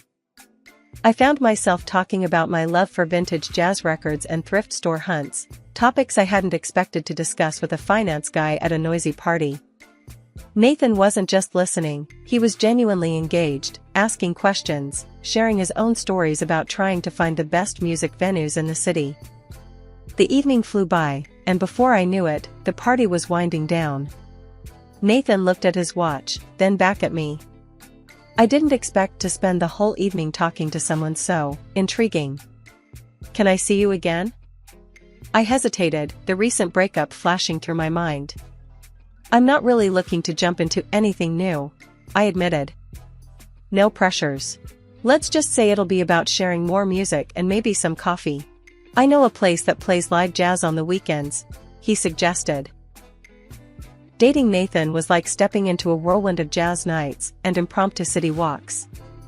We'd been seeing each other for a while, and even though I'd told him from the start that I wasn't looking to dive deep into anything, it seemed like every day with him chipped a little bit more off my resolve. One evening, as autumn was just starting to bite, Nathan called me up and said, "Hey Ella, put on that fancy red dress you love so much. I've got a surprise for you." Curiosity piqued, I replied. "As long as this surprise involves some decent food, you've got yourself a deal." "I'm starving." He chuckled. "Trust me, you'll want to be there." I met him outside my store. He was leaning against his car, looking like he'd stepped out of a magazine. "Ready for that surprise?" he asked, opening the passenger door for me. As we drove, he kept the destination a secret, keeping up a steady stream of banter that left me both amused and slightly anxious. Finally, we pulled up to this cozy little jazz club downtown, the kind with dim lighting and intimate tables. The host led us to a secluded spot near the stage. Nathan's attention wasn't on the band, though, it was all on me. Halfway through a soulful saxophone solo, he leaned closer and said, "Ella, I know you said you wanted things light, but I've got to be honest with you." "Oh yeah?" I sipped my drink, my heart starting to race a bit. "Honest about what?" "About this." He reached into his jacket and pulled out a small, velvet box. As he opened it, the soft light caught on a simple, elegant ring. "I'm crazy about you, Ella. I don't want to just hang out or go on dates anymore. I want more. I want everything with you. Will you marry me?" For a moment, I was speechless. The music faded into a blur, and all I could see was his earnest, hopeful face. Then, my practical side kicked in. "Nathan, this is huge. You know I'm scared of jumping back into deep waters." I know. He rushed to reassure me, holding my hand. "But think about it. We're great together. You laugh at my jokes, I pretend to understand art because you love it, and we both can't dance to save our lives. What more do we need?" I laughed despite myself. "Maybe a bit more practice on the dance floor?" "Anything." He grinned. "So, what do you say?" Looking into his eyes, I realized that I did want this, us, a future, all of it. "Yes," I finally said, the word feeling lighter than I thought it would. "Yes, I'll marry you." Nathan slipped the ring on my finger, and we celebrated the only way we knew how, by staying until the club closed, talking about everything and nothing, already planning our next adventure together. The next day, Nathan was eager to introduce me to his mother, Mrs. Harper. We met for brunch at a quaint little cafe she loved. Right off the bat, Mrs. Harper was all smiles and open arms. "Oh, Ella, I'm so thrilled Nathan found someone like you. I just know we're going to be great friends." As we settled into our seats, she began chatting away, filling me in on all the little details of Nathan's life. "You know, he absolutely loves lasagna. I must give you my recipe. And if you really want to spoil him, make him his favorite, chocolate pecan pie. He's just like his father, can't resist a good pie." The brunch went by in a blur of laughter and shared stories, making me feel a little more part of Nathan's world, a world I was slowly, but surely, starting to love. It had been quite the reveal, taking Nathan to the house where I grew up. It's this big, old place that looks like it came straight out of a storybook, all thanks to my dad's knack for playing the stock exchange. When we pulled up in the driveway, Nathan's eyes about popped out of his head. "Wow, this place is incredible," he exclaimed, looking around like a kid in a candy store. "Yeah, Dad's done well for himself," I said, trying to play it cool even though I was proud of where I came from. Inside, Nathan was polite, but I caught him more than once checking out the finer details of the house's decor, the art on the walls, even asking my dad about some of the antiques. It wasn't all bad though, my parents seemed to like him, especially when Dad and Nathan started talking money and investments. My mom pulled me aside while the guys chatted. "He seems like a good man, Ella," she whispered, squeezing my hand. "Very attentive, isn't he?" "Yeah, he's great." I smiled, though part of me wondered if his interest was more in the lifestyle my family had than in me. I shook off the feeling, not wanting to judge too harshly too soon. Later, as we were leaving, Nathan couldn't stop talking about the house. "One day, I'd love a place like this. Imagine the parties I could throw, the people I'd host," he mused, already daydreaming. I nudged him lightly, bringing him back to earth. "You mean the kind of home we could build for our kids, right?" "Of course, that's what I meant," he corrected quickly with a sheepish grin. "Our kids would love it, wouldn't they?" "Definitely," I agreed, though his initial comment lingered in my mind longer than I wanted it to. Fast forward to today, our wedding day, and all those jitters and doubts seemed trivial compared to the joy of the moment. We decided on a simple ceremony at a local garden. It was intimate, just close family and friends, no big spectacle. As I walked down the aisle, seeing Nathan waiting for me, all my worries melted away. His smile was all I needed to reassure me of our future together. After we were declared husband and wife, the celebration began. It was laid back, just how we wanted it. We danced, laughed, and enjoyed the company of our loved ones. During the reception, my dad clinked his glass for a toast. To Ella and Nathan, may your life together be as beautiful and enduring as this day. Remember, the best things in life aren't things. They're the moments and memories you create together. As the party carried on into the evening, I felt a profound sense of contentment. Whatever uncertainties the future held, I was ready to face them with Nathan by my side. Life after the wedding was a whirlwind. Nathan and I were settling into married life, adjusting to each other's habits and routines, when we were hit with a curveball. My dad, who had always been the pillar of strength in our family, got sick, really sick. It was cancer, and it came out of nowhere, or so it seemed. We spent a lot of time at the hospital, and during one of those visits, Dad decided to have a heart-to-heart with me. Nathan was there too, fetching coffee down the hall. When he returned, he found us whispering seriously and sat down, his face etched with concern. "Ella, there's something important I need to tell you," Dad said, his voice weaker than I remembered it ever being. He took a deep breath, grasping for every bit of strength he could muster. "I've made some decisions about the estate. You're going to inherit $3 million. The room felt silent for a moment, even with the constant beeps and murmurs of the hospital around us. I didn't know what to say. It was a lot of money, a life-changing amount. Nathan, who had just sat down with the coffees, almost choked on his drink. "Wow, that's a lot of money," he stammered, trying to keep his composure. I could see the wheels turning in his head, and something in his expression shifted. It was subtle, but it was there. A flicker of something that wasn't just surprise. It looked a lot like calculation. "Yeah, it's a big responsibility," I responded, feeling suddenly very tired. "It's not just about the money, it's about keeping Dad's legacy alive, making sure we manage everything responsibly." Dad nodded, looking relieved that I understood the weight of his decision. "I trust you, Ella. You know what's important." Nathan quickly added, "Of course, we'll take care of everything, sir.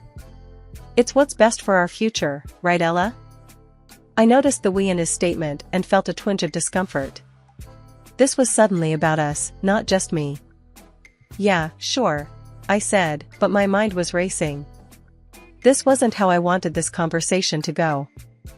After that day, things changed. Nathan started talking more about investments, real estate, things we could do with the inheritance. One night, over dinner, he brought it up again. "So, I was thinking about the money," he began, not wasting any time. "We should start looking into some properties. Maybe even consider some high-yield investments." I was pushing my food around my plate, not really hungry anymore. "Nathan, can we slow down a bit? This isn't just free cash to throw around. It's my dad's hard-earned money. We need to be careful, think things through." He looked a bit taken aback, but recovered quickly. "Of course, I get that. I just think it's a good opportunity to grow our assets, you know? Make sure we're set for the future." The word "are" hung in the air, heavy and a bit too presumptuous for my taste. "Yeah, I know. But let's just handle one thing at a time, okay? My dad's still here, and that's what matters now." Nathan nodded, but the eager glint in his eye didn't match his agreeable tone. "Sure, Ella, whatever you think is best." The weeks following Dad's passing were some of the hardest I'd ever lived through. The world seemed to move on, but I was stuck, my grief a constant shadow. Nathan and his mom, Mrs. Harper, were around a lot, supposedly to help out. One night, their true colors showed through in a way that rocked me to my core. It was late, and I couldn't sleep, too many thoughts, too much sadness. Mrs. Harper had been all sweet and comforting, hovering around me with hot teas and sympathetic smiles. "Ella, dear, you look exhausted. Why don't you take one of these sleeping pills? It'll help you rest," she suggested, holding out a small pill. "Okay, I'll do that. I muttered, not keen on the idea. I didn't want to miss a moment, didn't want to blur the edges of my memories of Dad with drug-induced sleep. She shrugged, placing the pill on the kitchen counter.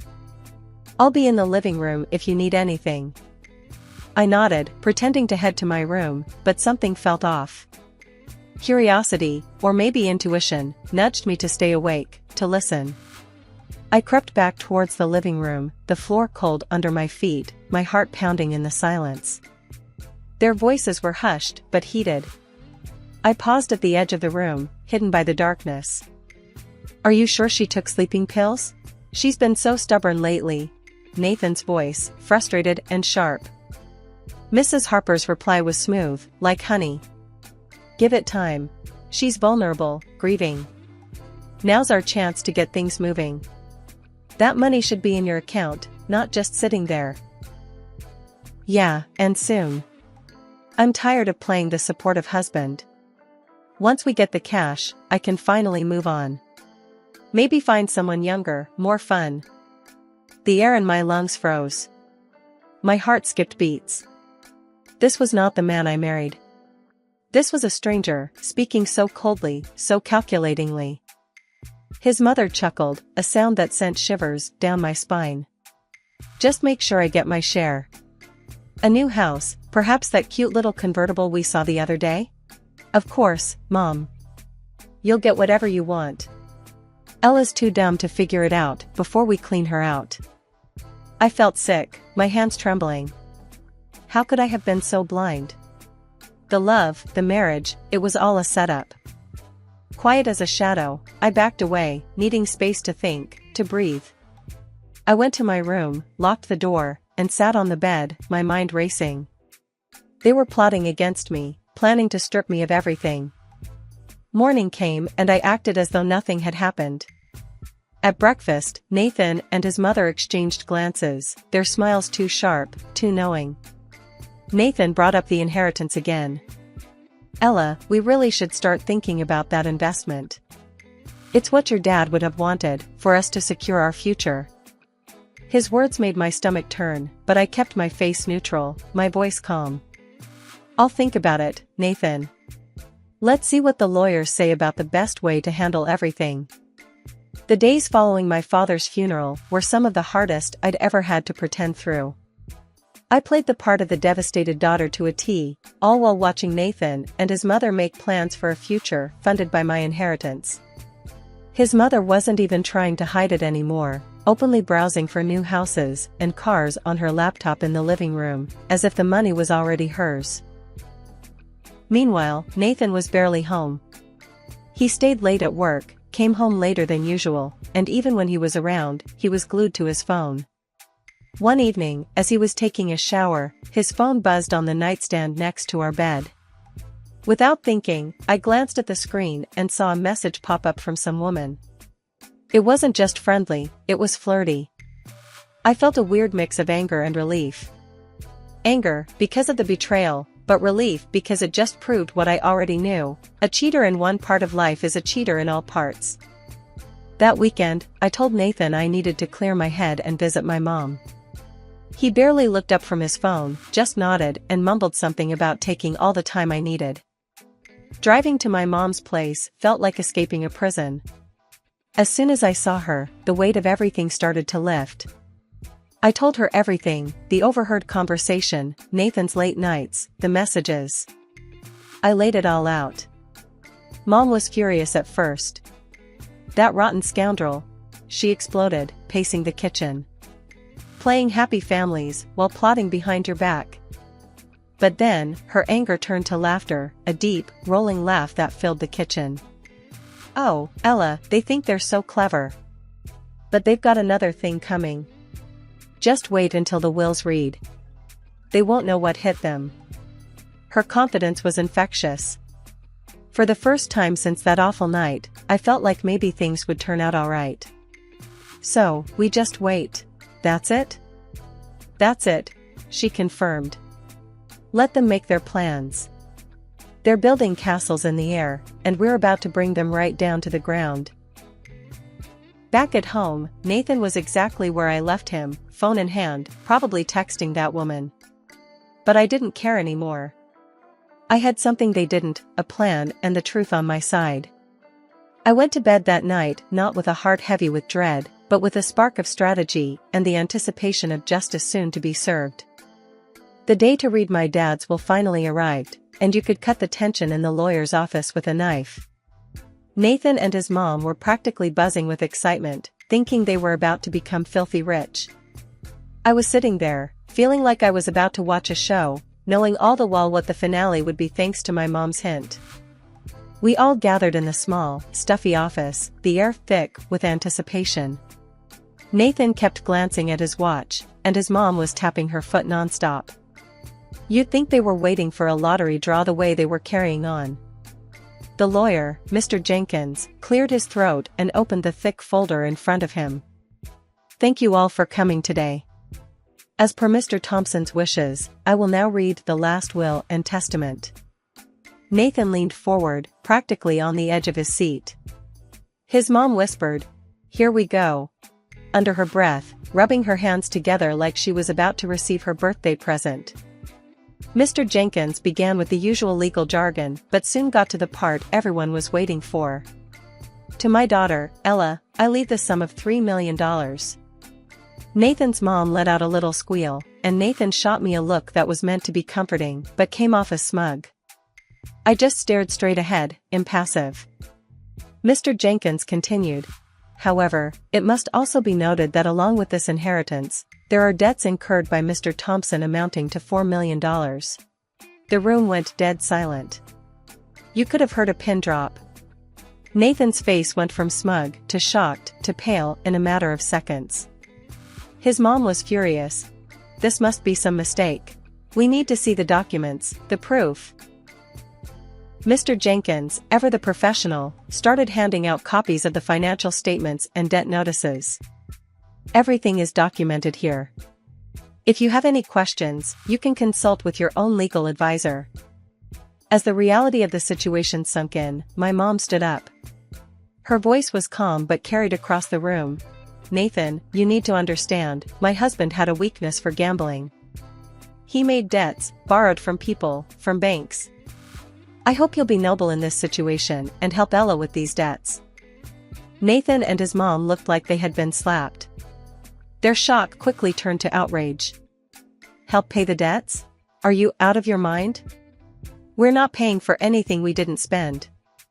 Nathan's mom shouted, her earlier facade of politeness completely gone. Nathan was just as quick to disengage. I want a divorce, Ella. And in the divorce, we'll state that neither of us claims any money or property from the other. That's it.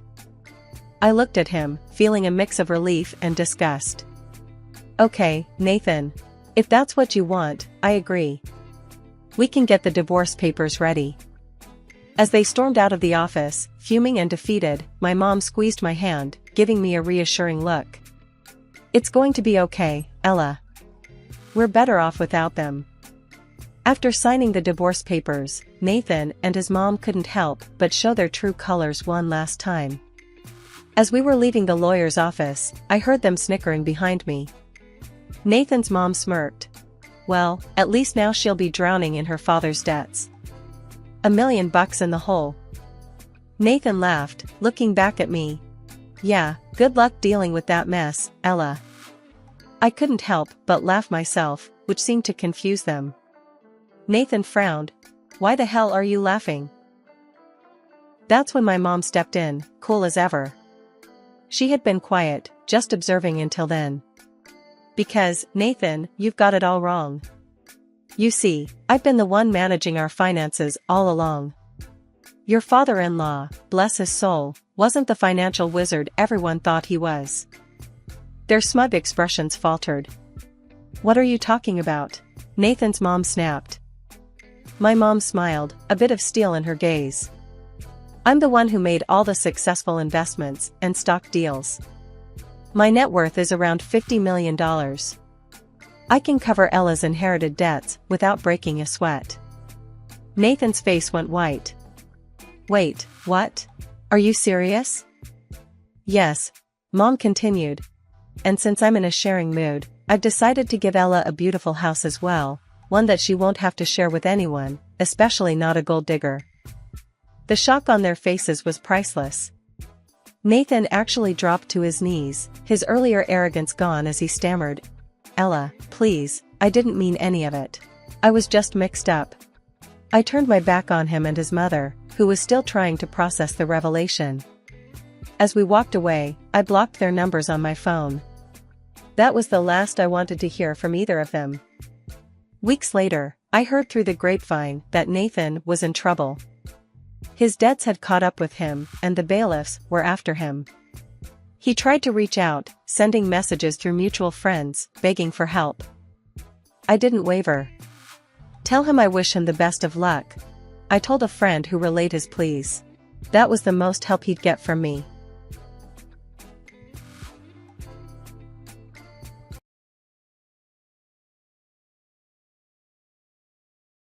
My name's Julie. I was the first kid Mom had, back when she was still figuring out her life. She married young, straight out of high school, to my dad, Thomas. They were all about love and less about money, which didn't seem to work for her long. I was still toddling around when she met Richard, a guy with a wallet as thick as a brick and a fancy car to boot. She left Dad, took me, and never looked back, except to collect the alimony checks. Richard seemed alright at first, always bringing me little treats and letting me play in his big office filled with shiny things. But Mom, she was different around him. She always had this look on her face when she saw me, like I was a reminder of a life she wanted to forget. One evening, I remember hearing them talk in the kitchen while I was supposed to be watching TV. "She's too much like Tom," Mom said, her voice sharp. "Always asking questions, always looking at me like he used to." I didn't understand then, but it stung, hearing her talk like I was a problem. I loved my real dad, sure. He lived in a small apartment across the city, but every moment with him was a blast, even if we were just kicking a ball around in the park or eating cheap pizza. Mom's words that night stayed with me, and the way she'd say things only got sharper. "Can't you do anything right?" was a favorite of hers whenever I tried to help around the house or did my schoolwork in the living room. My dad, though, he was different. "You're doing great, Julie," he'd tell me every time I showed him my grades or a drawing from school. "Don't let anyone tell you different." Life at Mom and Richard's got more strained when I started school. Mom was always on about appearances, how I needed to wear the right clothes, hang out with the right kids. "Why can't you dress like Clara's daughter? Look at her," Mom would nag, holding up one of my classmates' pictures from a party I wasn't invited to. One day, after a particularly rough scolding about my muddy shoes in the hall, I snapped back. "At least Dad doesn't yell about a bit of dirt." The slap came quick, her hand stinging my cheek, before I even saw it move. "Don't you talk about your father like that," she hissed, her face close to mine, her breath smelling of coffee and anger. Tears welled up, but I bit them back, tough like Dad taught me. That night, lying in my bed, I promised myself I wouldn't let her see me cry, wouldn't give her the satisfaction. When Mom announced she was pregnant again, the house took on a weird vibe, like everything was suddenly about to change, but not necessarily for the better. She had this glow people talk about, but it never seemed to shine my way. "I'm having a baby with the man I love, Richard. It's going to be perfect," Mom cooed one evening, rubbing her belly as Richard beamed like he'd won some kind of prize. Richard, ever the charmer, chimed in. "We'll need to redo the guest room. Make it fit for a little princess." My heart sank a bit.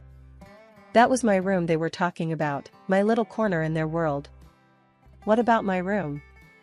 I asked, trying to keep my voice steady. Mom shot me a look, her smile tightening. "You can move into the smaller room, Julie. It's only fair. The baby will need the space." Fair. The way she said it made it sound like a done deal, no room for arguing. So, I moved. Packed up my stuff and relocated to the smallest room in the house, barely bigger than a closet. The months flew by, and soon Lily was born. She was all anyone could talk about. "Isn't she just the most beautiful baby you've ever seen?" Mom would gush to her friends over the phone, cradling Lily like she was made of the most precious porcelain. "Yeah, she's cute," I'd mutter, trying to make myself part of the conversation. Cute was an understatement. Lily was adorable, and I couldn't help but love her at first sight. I wanted to be a good big sister, wanted to be involved and help out. One afternoon, I tried to sneak into Lily's room while Mom was busy in the kitchen. I tiptoed in, peering over the crib at my baby sister, who was gurgling happily. "Hey there, Lily," I whispered, reaching a finger to let her grab. Mom must have heard me because she was suddenly there at the door, her voice sharp as a knife. "What are you doing, Julie? I told you, you need to ask before you go into her room." "I just wanted to see her," I protested, feeling the familiar sting of tears pricking my eyes. "I wanted to help." Dad was different. During one of my weekends with him, I opened up while we were having pizza at our favorite spot. Mom's always on edge with me around Lily. It's like she thinks I'll break her or something. Dad chewed thoughtfully, then said, "You know, Julie, some folks just have a hard time sharing love. It's like they think there's only so much to go around. But listen, you got a whole lot of heart. Don't let your mom's ways make you think otherwise." His words helped a bit, but back at Mom's, the distance between us grew. Even when I tried to share stories about school or friends, Mom's attention was always split, always half listening, half watching Lily. One day, I came home with a school award, second place in the science fair. I was buzzing, clutching the certificate like it was a ticket to their approval. "Look, Mom, I won this," I exclaimed, holding it out to her as she fed Lily. "That's nice, dear," she said without looking up. "Put it on the fridge or something." "Or something," I echoed to myself, the words hollow. I stuck the certificate on the fridge, a bit crooked, and stood back. It was just another piece of paper to them, just another day in the shadow of Lily. Things were pretty rocky at home by the time I hit high school. Between Mom's cold shoulders and Richard's indifference, I felt more like a guest than a family member. It was around then that the bomb dropped. Mom decided it was time for me to go live with Dad permanently. The day she told me, we were having dinner. It was one of those rare moments where it was just her and me at the table. Richard was late from work, and Lily was already tucked in. "Julie, we need to talk about your future," Mom started, pushing her food around her plate with a fork. There was no warmth in her voice, just a cold, businesslike tone that immediately put me on edge. "What about it?" I asked, trying to sound casual, but my heart was racing. "We've been discussing things, and we think it's best if you move in with your father. With the new baby coming, things here are, well, they're complicated." I almost choked on my water. "Move in with Dad? But why? I thought everything was fine here." Mom sighed, a sound that seemed to carry all her impatience. "Look, Julie, you're not a child anymore. You need a space of your own, and we can't provide that here, not with the new situation. It's cramped, and frankly, the financial burden is more than we expected. It's better for everyone this way." I pushed my plate away, no longer hungry. "And what about school? My friends?" "You can go to a new school. Make new friends," she said, as if it were that simple, as if I could just erase my life and start over with no problem. The next few weeks were a blur.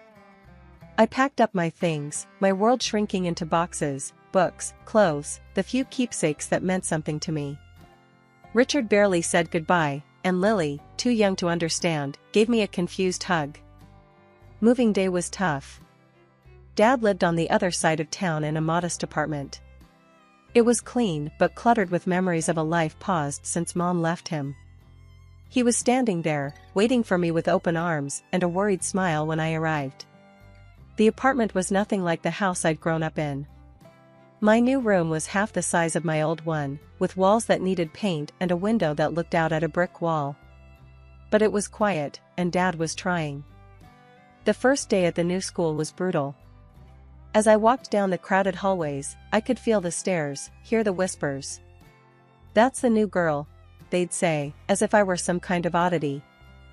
In class, I kept to myself, doodling in my notebook, trying to block out the murmurs. When the bell rang, I was the first out the door, not wanting to linger. At home, Dad noticed my mood. "How was school?" he asked, trying to keep his tone light. "It was fine," I lied, shrugging off my coat and dumping my bag by the door. "If it gets tough, you tell me, okay? We're in this together. You're not alone, Julie." His words meant a lot, but the loneliness I felt was deep, gnawing. It wasn't just about missing my old friends or the big house. It was about feeling unwanted, pushed out, because I was too much of a burden. Adjusting to life at Dad's wasn't easy, but I figured out pretty quick that if I didn't pull myself together, things would just get worse. I woke up one morning, looked around my cramped room, and decided it was time to take charge of my life. "No one else is gonna do it for me," I muttered under my breath. Dad noticed the change in me almost immediately. Over breakfast one day, he looked up from his coffee and said, "You're looking more determined these days, Julie. What's on your mind?" I stirred my cereal around, thinking about how to word it. "I want to make something of myself, Dad. I don't want to end up stuck, you know?" He nodded, a serious look crossing his face. "I hear you, kiddo. So, what's the plan?" "That scholarship, the big one for the top students. I'm gonna get it," I declared, more to convince myself than him. Dad's smile was all the encouragement I needed. "If anyone can get it, it's you. Just tell me what you need from me." School was tough, with long hours spent catching up and even longer evenings buried in books. My teachers noticed the shift, even the tough ones seemed to respect the grind. Ms. Jensen, my math teacher, kept me after class one day. "Julie, your work has improved dramatically. What's the sudden interest?" "I need that scholarship," I replied bluntly, packing up my stuff. "I've got plans, and they don't include being stuck here forever." Ms. Jensen studied me for a moment, then nodded slowly. "Well, keep at it. And let me know if you need extra help. I'm here." Making friends wasn't easy, but I managed to find a few people who didn't seem to mind that I wasn't all fun and games. During lunch, I'd sit with Maria and Luke, two kids who weren't exactly at the top of the social ladder, but knew how to laugh. "So, Julie, you're like a library ninja now, huh?" Luke joked one day, nudging me as we sat down with our trays. I cracked a smile. "Yeah, gotta be stealthy if I want to snag the best study spots." Maria chimed in, her voice soft but sincere. "It's cool what you're doing, Julie. Most wouldn't bother." The days rolled into months, and the pressure mounted as application deadlines drew near. Dad was my rock, always there with a hot meal and a listening ear whenever the stress got too much. The day I got the scholarship letter, my hands were shaking as I tore it open. Dad was right there, holding his breath. I scanned the words, my heart pounding in my chest, and then I hooped so loud I swear the neighbors heard. "I got it, Dad. I got it." I jumped up, the letter flapping in my hand like a flag of victory. Dad swept me up in a big hug, laughing and cheering right along with me. "I knew it. I knew you could do it." As I packed up my things for college a few months later, I felt ready. The future was bright, and for the first time, it felt like it was truly mine. I was leaving, but I was taking all these lessons, all this love and hard-earned wisdom with me. After graduating with honors and establishing a solid career, I felt like I was finally on stable ground. I was 28, doing well professionally, and had just started seeing a wonderful guy from work, Jack, who had been nothing but supportive. Then, out of nowhere, my mom called. We hadn't spoken much since I moved out, but suddenly here she was, back with a request, or more like a demand. "Julie, your sister Lily is going to college in your city. We've paid her tuition, and we think it'd be best if she stayed with you," Mom said, her tone making it clear this wasn't just a suggestion. I hesitated, memories of our strained relationship flashing through my mind. But I wanted to believe things could be different. "Okay, Mom, I'll help Lily out. It might be nice to reconnect," I responded, trying to keep any skepticism out of my voice. Lily moved in a week later, and right off the bat, it was clear we were worlds apart. She was as stunning as ever, obsessed with her appearance and the kind of lifestyle that screamed high maintenance. She brought with her a suitcase full of expectations and a personality that demanded they be met. "Can you make sure we have almond milk and kale? I'm on a special diet," Lily mentioned casually on her first evening, examining her reflection in the mirror. "Sure, I'll add them to the grocery list," I replied, trying to accommodate her. But living with Lily was more challenging than I'd anticipated. She partied like there was no tomorrow, often stumbling in at dawn, her carefree laughter echoing through the apartment while I lay awake, anxious about meetings and presentations. One afternoon, Jack came over as Lily was prepping for another night out. I noticed how she smiled at him, a little too sweetly, a little too long. Jack waited until she left to speak up. "Julie, I think Lily's got the wrong idea about me. She's been, well, flirty." I felt a mix of anger and embarrassment. "Thanks for telling me, Jack. I'll talk to her." When I confronted Lily, her response was a dismissive laugh. "Oh, come on, Julie. I'm just being friendly. Besides, can I help it if he likes me back? That's my fiancé, Lily. You need to respect that." I shot back, my voice firm. Her laugh chilled me. "Julie, I'm used to getting what I want. Always have been." That was the last straw. I couldn't live like this, feeling like I had to guard my life from my own sister. "You need to find another place to live, Lily. This isn't working out," I told her, my decision final. Lily stormed out, slamming the door behind her. Within an hour, my phone rang. It was Mom, her voice cold and sharp. "You're such an envious girl, Julie. Can't stand to see your sister happy, can you?" "I just want respect, Mom. That's all," I replied, but I might as well have been talking to a wall. After that, things went quiet with Lily. I heard through the grapevine she dropped out of college and was floating through her social circles on charm and whims. As for me, I refocused on my life with Jack, my work, and the peace of rebuilding my boundaries. 2 years had flown by since I last tried to patch things up with my family. Things were going well for me, I was moving up at work, and life with Jack was better than ever. That's when I heard the news about Lily. She had dropped out of college and was getting married to some rich guy she'd met. Feeling a mix of curiosity and goodwill, I picked up the phone to call home and offer my congratulations. It was my mom who answered, her voice cold and distant as always. "Mom, I heard about Lily's wedding. I just wanted to say congratulations," I started, trying to keep my tone light. "Well, don't bother. We're not waiting for you at the wedding. It's for rich people only, and we don't need any beggars there," she spat out, her words cutting deep. I clenched the phone a little tighter, feeling the old sting of rejection. "Really, Mom? That's how you're going to be? What did you expect, Julie? You've always been the difficult one. Just stay away," she said before hanging up. I stood there, phone in hand, the dial tone echoing in my ear. The hurt was palpable, but I wasn't going to let it ruin me. I found out later that they'd spared no expense on Lily's wedding, hiring popular artists and actors to make it a lavish affair. Time passed, and life didn't stand still for me either.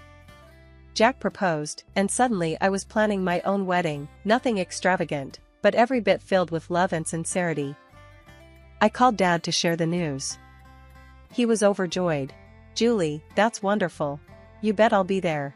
Wouldn't miss it for the world," he said, his voice brimming with happiness. Encouraged by Dad's reaction, I made one last attempt to bridge the gap with my mom. I dialed her number, my heart racing as I waited for her to pick up. "Mom, I'm getting married. I want you to come," I said, holding my breath. Her reply was as chilly as a winter breeze. "No, Julie. I'm not interested in attending some modest gathering of losers. Count me out." I swallowed hard, fighting back the hurt. "All right, Mom. Take care," I said, and hung up, knowing it was probably the last time I'd invite her into my life. Our wedding day was simple but beautiful. Dad walked me down the aisle, his presence a steady comfort. The room was filled with genuine smiles and heartfelt congratulations, a stark contrast to the grandeur and coldness of Lily's wedding spectacle. Our modest reception was filled with laughter, dancing, and stories. Jack and I mingled with friends and family who loved us for who we were, not for the money or status we brought. Life was moving along sweetly. Jack and I were thrilled to be expecting our first child. It was during this time, one ordinary afternoon, that my phone rang, and the voice on the other end turned my day upside down. It was Mom, and she was not calling with congratulations. "Julie, you have to take us in. We're desperate," she blurted out without even a hello. "Mom, what's going on?" I asked, although part of me didn't want to know. "It's all gone wrong. Richard's business tanked, we mortgaged the house for Lily's wedding, and now it's all just gone. And your sister's marriage is over. Her husband kicked her out, and he's demanding money for her cheating," she explained hurriedly, her voice edged with panic. I took a deep breath, trying to process the flood of information. "Okay, slow down. What exactly are you asking of me?" "We need a place to stay. All of us. We're coming to your house," she stated matter-of-factly, as if it were the most obvious solution. The request, or rather, the demand, hit me hard. "No, Mom. You can't just decide to move in with us. It doesn't work like that. Julie, you owe us. After everything we've done for you," she snapped, her voice sharp and commanding. That struck a nerve. "Oh, you? Mom, remember how you were when I needed you most? You pushed me out. You chose everything over me, and now you expect me to just open my doors?" Her voice rose. "You're being selfish, Julie. Where's your family spirit? I am your mother. And you've never let me forget it. But being a mother doesn't mean what you think it does.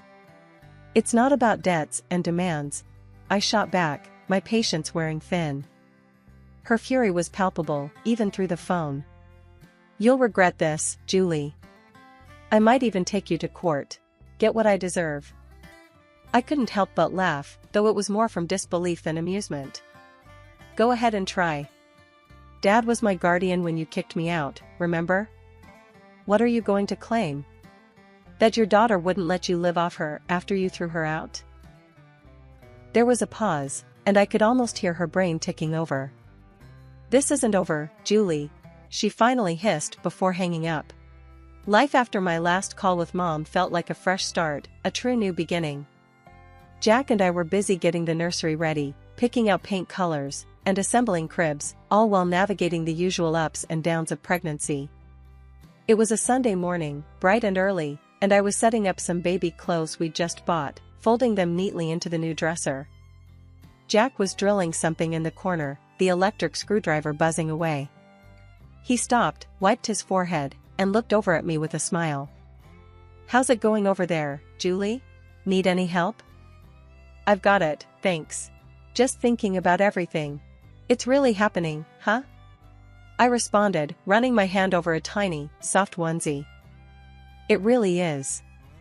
We're going to be parents, Julie." His voice was full of awe and a bit of nervous excitement. Just then, there was a knock at the door. I was surprised. Who could it be this early on a Sunday? Jack went to answer it while I continued organizing. I heard voices, and then Jack called out, "Julie, it's for you." Walking into the living room, I was surprised to see my dad standing there, a big grin on his face and a teddy bear in hand. "Surprise," he exclaimed. "Dad, what are you doing here?" I couldn't hide my delight, rushing over to give him a big hug. I wanted to come and see how my favorite daughter is doing. And I brought something for my future grandchild. He handed me the teddy bear, which was soft and cuddly. "Thank you, Dad. It means the world to me that you're here," I said, feeling a bit emotional. We sat down, and Dad looked around at the half-assembled baby furniture and the stacks of baby books. "Looks like you're almost ready for the little one." "We're trying. It's a lot, but we're excited," I told him, then paused, biting my lip. "Dad, I had another call with Mom."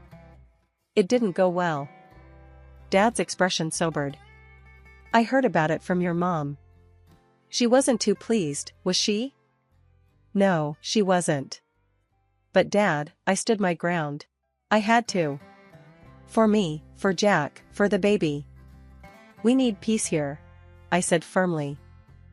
The day passed with us sharing stories, Dad giving us some unsolicited but amusing parenting advice, and just enjoying being together. It was a good day, one of those days you know you'll look back on fondly. As the sun set, painting the sky in shades of orange and pink, Jack, Dad, and I sat on the porch, a gentle breeze rustling the leaves. Jack put his arm around me, and I leaned into him. You know, despite everything with Mom and all the drama, I feel lucky. We have each other, we're about to start this amazing new chapter, and I have a feeling it's going to be great, I said, looking out at the fading light. Jack kissed the top of my head. It will be. We've got this, Julie. As night fell and Dad said his goodbyes, I felt a profound sense of contentment and readiness for what was to come. The challenges with my mom and the uncertainty of new beginnings had been tough, but they'd led me here, to this moment, surrounded by love and support.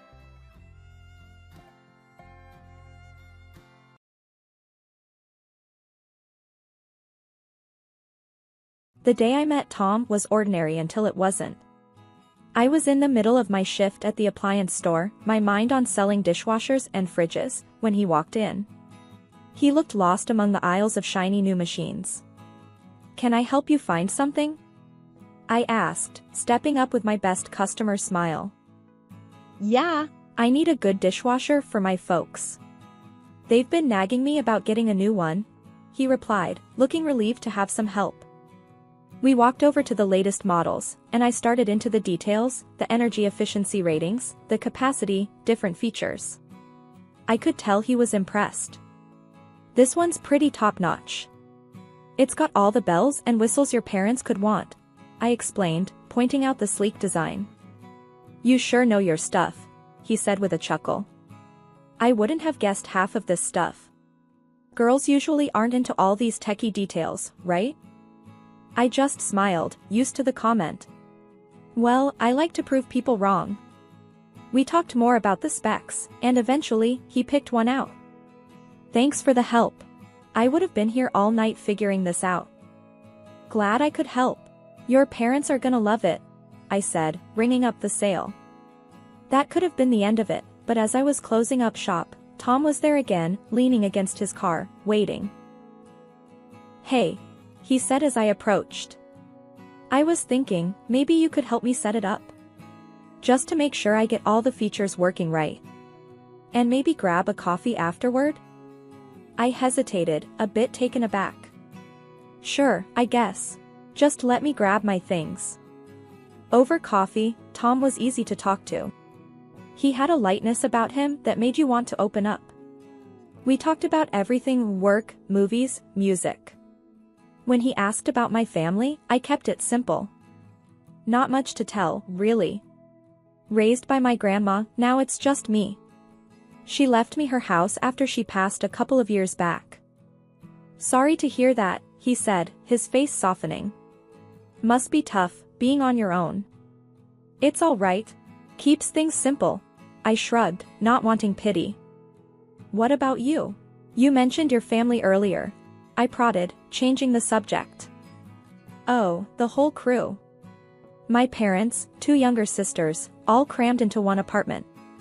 It's chaotic but fun," he laughed. "You'll meet them, I'm sure. They'd love to meet the girl who finally made me do my dishwasher duty."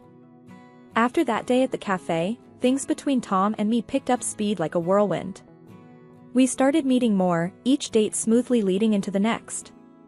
The connection was undeniable, we could talk for hours and still find things to laugh about. Before I knew it, love wasn't just a possibility, it was the real, palpable thing between us.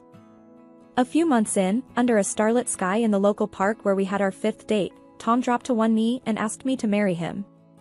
The proposal was simple, no extravagant gestures, just him and me and a promise of a future together.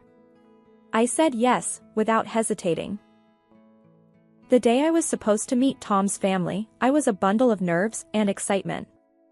This could be the start of having that big, loving family I always wanted. Tom picked me up around noon, and we drove over to his family's apartment. He knocked, and the door swung open almost immediately, pulled by a whirlwind of a woman who must have been his mom. "Tommy. And you must be Carly," she exclaimed, pulling me into a hug that nearly knocked the breath out of me. Come in, come in." The apartment was buzzing with voices and the clatter of dishes.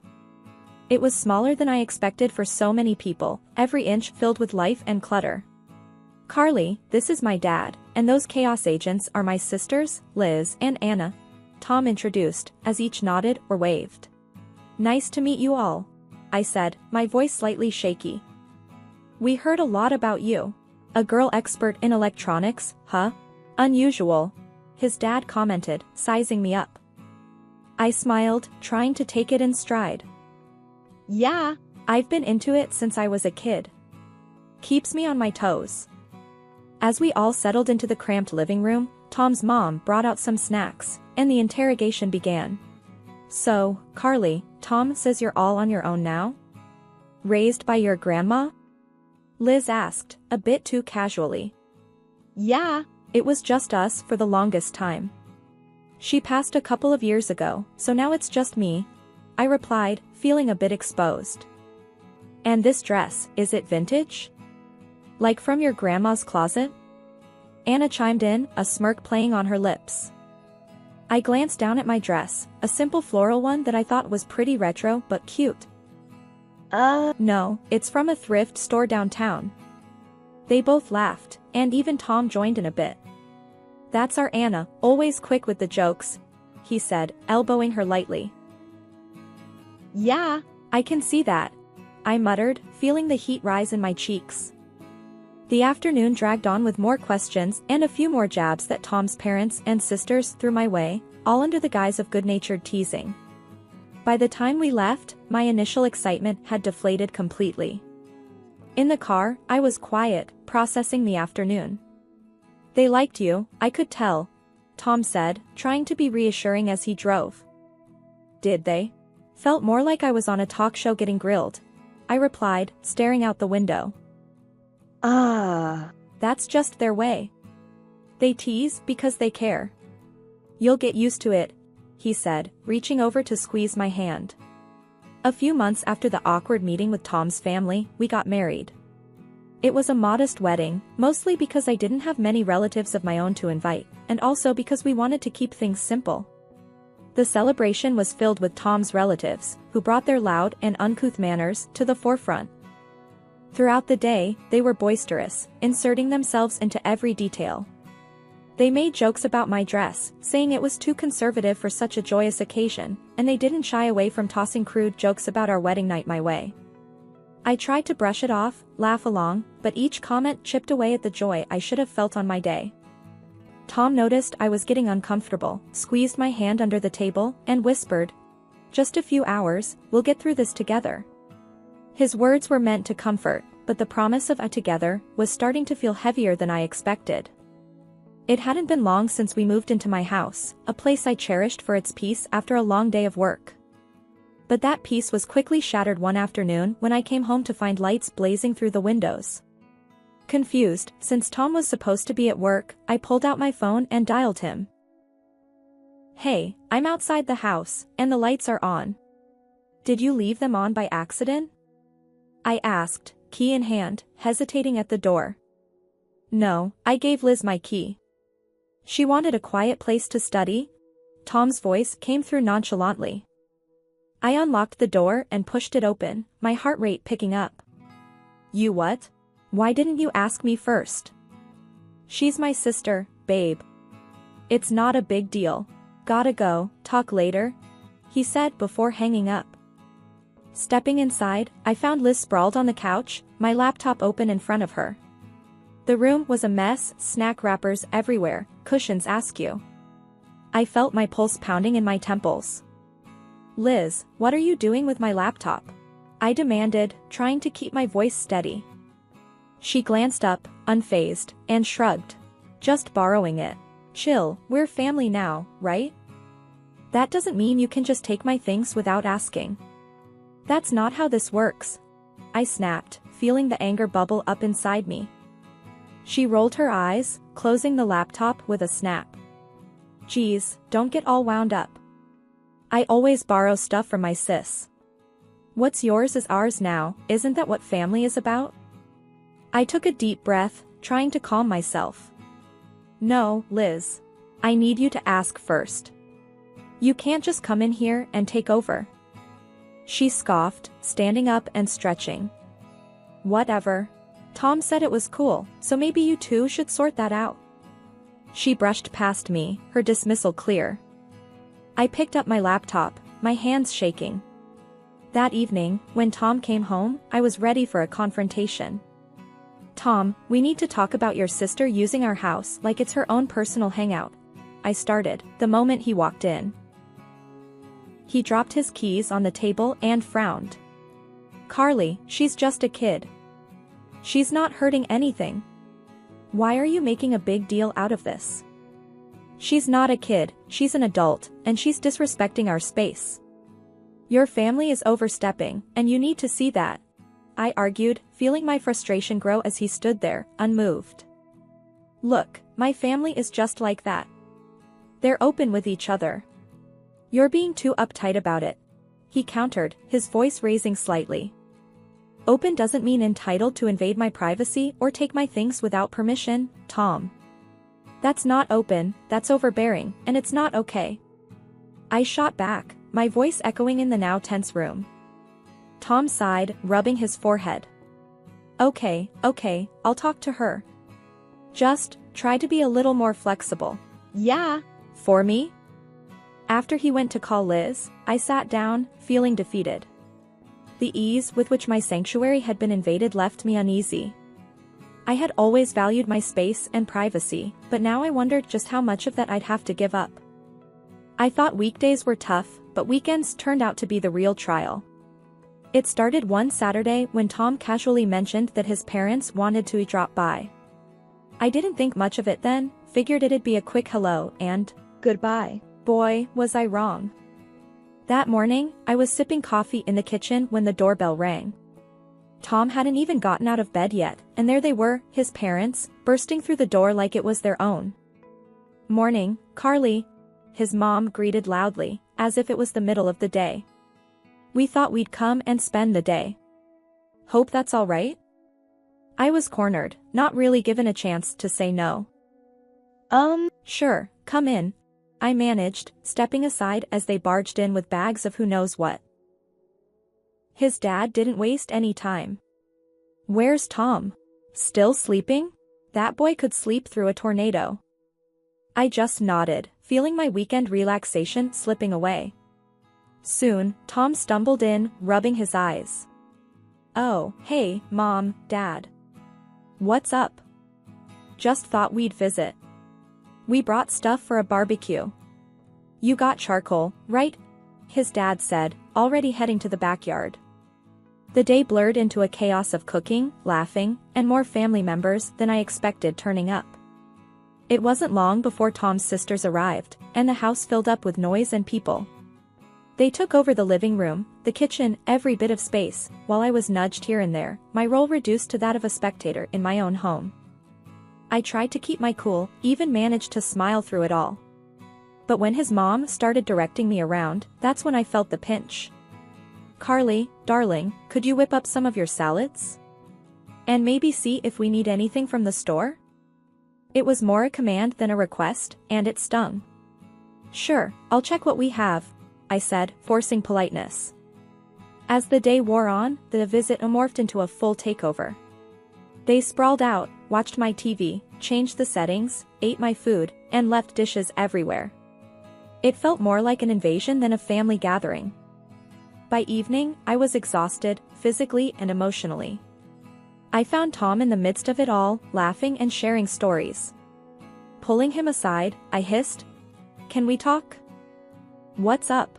He looked puzzled, clearly oblivious to my growing frustration. "This can't happen every weekend," I said flatly. "Your family takes over the house like it's theirs, and I feel pushed out." It's too much, Tom. He looked taken aback, then defensive. They're just enjoying themselves, Carly. It's what families do. You're overreacting. Overreacting? Tom, there's respecting family, and then there's this, disrespecting our space. Can't you see the difference? My voice was rising, tension tightening my throat. He didn't respond, just nodded slowly, looking more at the floor than at me. The rest of the evening I moved through the motions, cleaning up after his family, feeling more like a maid than a wife or even a guest at this wild family circus. They finally left late in the evening, leaving behind a mess and a silence that felt both heavy and relieving. As I looked around at the clutter and chaos, I wondered how many more weekends I could handle this, how many more invasions of my privacy I could endure before something had to give. Every day, the behavior of Tom's relatives grew more arrogant and defiant. They began to insult me openly, making snide remarks about everything from my cooking to my choice of clothes, and laughing off my frustrations as if I were the family joke. Tom, instead of defending me, often joined in, laughing along with their hurtful jabs. This constant disrespect and belittlement became too much to bear. After one particularly harsh comment from his sister that Tom laughed at, I couldn't hold back anymore. We had a blazing row that night, where I told him I felt more like an intruder in my own home than his wife. That was the last straw. Hurt and angry, I packed a small bag and moved into the spare room, locking the door behind me. I was jolted awake early Saturday morning by the sound of my bedroom door creaking open. Groggy and disoriented, I squinted through the dim light to see Tom's parents shuffling around my room, peeking into my closet, inspecting my furniture. After the quarrel with Tom, I'd been sleeping here alone, finding some solace in the little privacy I had left. "What are you doing in here?" I snapped, pulling the sheets tighter around me as I sat up. "Oh, just checking out the room." Tom's mom chirped, not a hint of shame in her voice. "This is the best room in the house, you know." His dad nodded, poking his head through my curtains. "Yep, from today, we're thinking this will be ours. It's the most comfortable and beautiful in the house, after all." My mouth fell open. "What? No, you can't just decide that." They both laughed, as if I'd told a good joke. "Well, it's settled. We're moving in here. Gave our apartment to Liz," his mom added, as though it was the most natural thing in the world. I threw off my covers and marched straight to Tom, finding him in the kitchen, sipping coffee. "Tom, we need to talk. Now. Your parents can't just take over my room. This has gone too far." Tom looked up, his expression unreadable. "Carly, they need a place to stay. It's family. They think this room will suit them best." "Suit them? It's my room, in my house," I protested, my voice rising. He shrugged, a casual dismissal that made my blood boil. "Look, why don't you move your stuff to the attic? We can fix it up, make it nice for you." I stared at him, stunned. "The attic? Really? That's what you think of me now?" "It's not like that, Carly. It's practical, is all," Tom said, his tone flat. His parents chimed in, agreeing. "Yes, dear, be reasonable. We're family. And tomorrow, we're off to the city for your sister-in-law's wedding. You'll have the whole week to get the room ready for us." The whole room spun around me as they spoke. My home, my sanctuary, was being stripped away, piece by piece, by the very people who were supposed to respect it. As soon as the front door closed behind Tom and his parents, the silence of the house felt like a heavy blanket had settled over me. I was alone, finally, but the weight of what had transpired sat thick in my chest. They were gone for the week, and the thought of them returning to claim my room, the best part of my sanctuary, made my stomach churn. I paced the living room back and forth, my thoughts racing. This wasn't just about them taking over my space, it was about respect, and it was clear I wasn't getting any. Every corner of the house reminded me of the dismissals, the laughter at my expense, and Tom's complacency. Enough is enough, I muttered to myself. The decision crystallized in my mind with a clarity that surprised even me.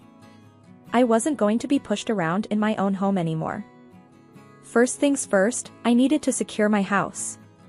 I called a locksmith, explaining the urgency. I need all the locks changed. Today, if possible. The locksmith was understanding and promised to be there within the hour. As I waited, I gathered Tom's and his parents' belongings. It felt surreal, packing up their things like I was erasing their presence from my life. But with each item I placed into the boxes, I felt a bit more of my resolve hardening. By the time the locksmith arrived, I had piled everything neatly by the door. I explained what I needed, and as he worked, changing lock after lock, I felt the first true wave of relief wash over me. "Are you sure about this, ma'am? They won't be able to get back in?" the locksmith asked, a final confirmation before he finished. "I'm sure. Thank you," I replied, my voice steady. With the house secured, I stood outside, looking at the pile of their belongings. It was done. I'd taken the first real step towards reclaiming my life. But I knew this was just the beginning, there would be fallout. When they returned a week later, the confusion and anger on their faces as they found themselves locked out were exactly as I had anticipated. Tom was the first to react. "Carly, what the hell is this? Why are our things outside?" he shouted from the other side of the door, his knocks loud and persistent. "This is my house, Tom. I told you, I'm done being disrespected," I shouted back, not opening the door. "You can't just lock us out. This is my home too, Carly." His voice cracked with a mix of anger and desperation. "It was my home before it was yours, and I'm taking it back. I suggest you take your things and leave before I call the police," I replied, stepping back from the door as his banging grew more frantic. There was a moment of silence, and I wondered if he'd left, but then he spoke again, his voice lower, almost pleading. "Carly, please. Let's talk about this. We can sort things out." "No, Tom. It's too late for talking. I've made my decision. Please, just go." The finality in my voice seemed to reach him, and the sounds from outside started to fade. They were taking their things. It was over. After a few days, my phone was bombarded with messages and calls from Tom. He was begging, saying anything to get me to let him back into the house. But it all just seemed like he was looking for convenience, not really about making amends. He missed the comfort, the space, not the respect and love that should have been the foundation of our marriage. One afternoon, while I was tidying up the remnants of what used to be our shared life, there was a loud knock at the door. I opened it to find Liz, Tom's younger sister, her face twisted in anger. "You've ruined everything," she yelled the moment I cracked the door open. "Because of you, we're all crammed back into that tiny apartment. I can't even have my boyfriend or friends over anymore." I stood there, door half open, feeling a mix of anger and pity. "Liz, this isn't my problem. You need to leave." She tried to say more, her words sharp and accusing, but I wasn't having any of it. I pointed firmly towards the street. "Go. Now. This is my home, and you have no right to come here and blame me for your issues." Liz huffed, mumbled something under her breath, and stormed off. I shut the door with a resounding thud, leaning against it as I let out a long sigh. It seemed like the chaos would never end. The real test came a few days later. I was walking home from the grocery store when I heard familiar voices calling out my name. It was Tom's parents, waiting for me at the end of the street. As soon as I was in earshot, they started hurling insults. "You selfish, stupid girl. Look what you've done to our family," his mom shouted, her finger wagging in my face. "You think you're better than us, keeping that house to yourself," his dad chimed in, his voice booming down the street. I stood there, groceries in hand. I did what I had to do for my own peace. "You should leave now," I said calmly, though my heart was racing. "That's right, you greedy." But before they could continue, my neighbor, Mr. Jacobs, who'd been trimming his hedge, stepped towards us. "Hey. That's enough. I won't have this shouting in our street. Leave her alone, or I'm calling the police." Tom's parents glanced at Mr. Jacobs, then back at me, and without another word, they turned and hurried away. I muttered a thanks to Mr. Jacobs, who gave me a supportive nod before returning to his hedge. After the divorce was finalized, I put Tom and his family firmly in the past. I heard through friends that they were back in their cramped apartment, squabbling constantly among themselves. Life after Tom was quieter, simpler. I reclaimed my house and my life, painting walls, changing furniture, making everything mine again. One sunny Saturday, I decided to throw myself into gardening, a hobby I'd neglected for too long. As I was pulling weeds and planting flowers, my neighbor, Mr. Jacobs, leaned over the fence. "Looks like you're making quite the change out here," he called out, a friendly twinkle in his eye. Yeah. I figured it was time to spruce things up a bit. "Make it feel like new," I replied, wiping sweat from my brow. "Need a hand? I've got some tools that might help," he offered. "Actually, that would be great. Thank you, Mr. Jacobs," I smiled, grateful not just for the tools but for the company. As we worked side by side, Mr. Jacobs shared stories of his own life changes and challenges, making me feel less alone in my journey. "You know, Carly, starting over isn't a sign of giving up, it's a sign of being strong enough to move forward," he said, patting down some soil around a new plant. I nodded, feeling the truth of his words settle in. I'm starting to see that. It's tough, but I guess it's worth it. After Mr. Jacobs left, I sat on my porch, sipping tea, and really looked at my garden, my home. It was transforming, and so was I. The sense of peace was new, hard-won, and deeply cherished. That night, I made dinner for myself, a simple meal enjoyed at my kitchen table by the window. The house was quiet, but it was a good quiet, filled with potential and new dreams. I was on my own, yes, but I was truly myself again, stronger and surer than before. Life had thrown me curves, but here I was, ready to face whatever came next with a brave heart and a clear mind.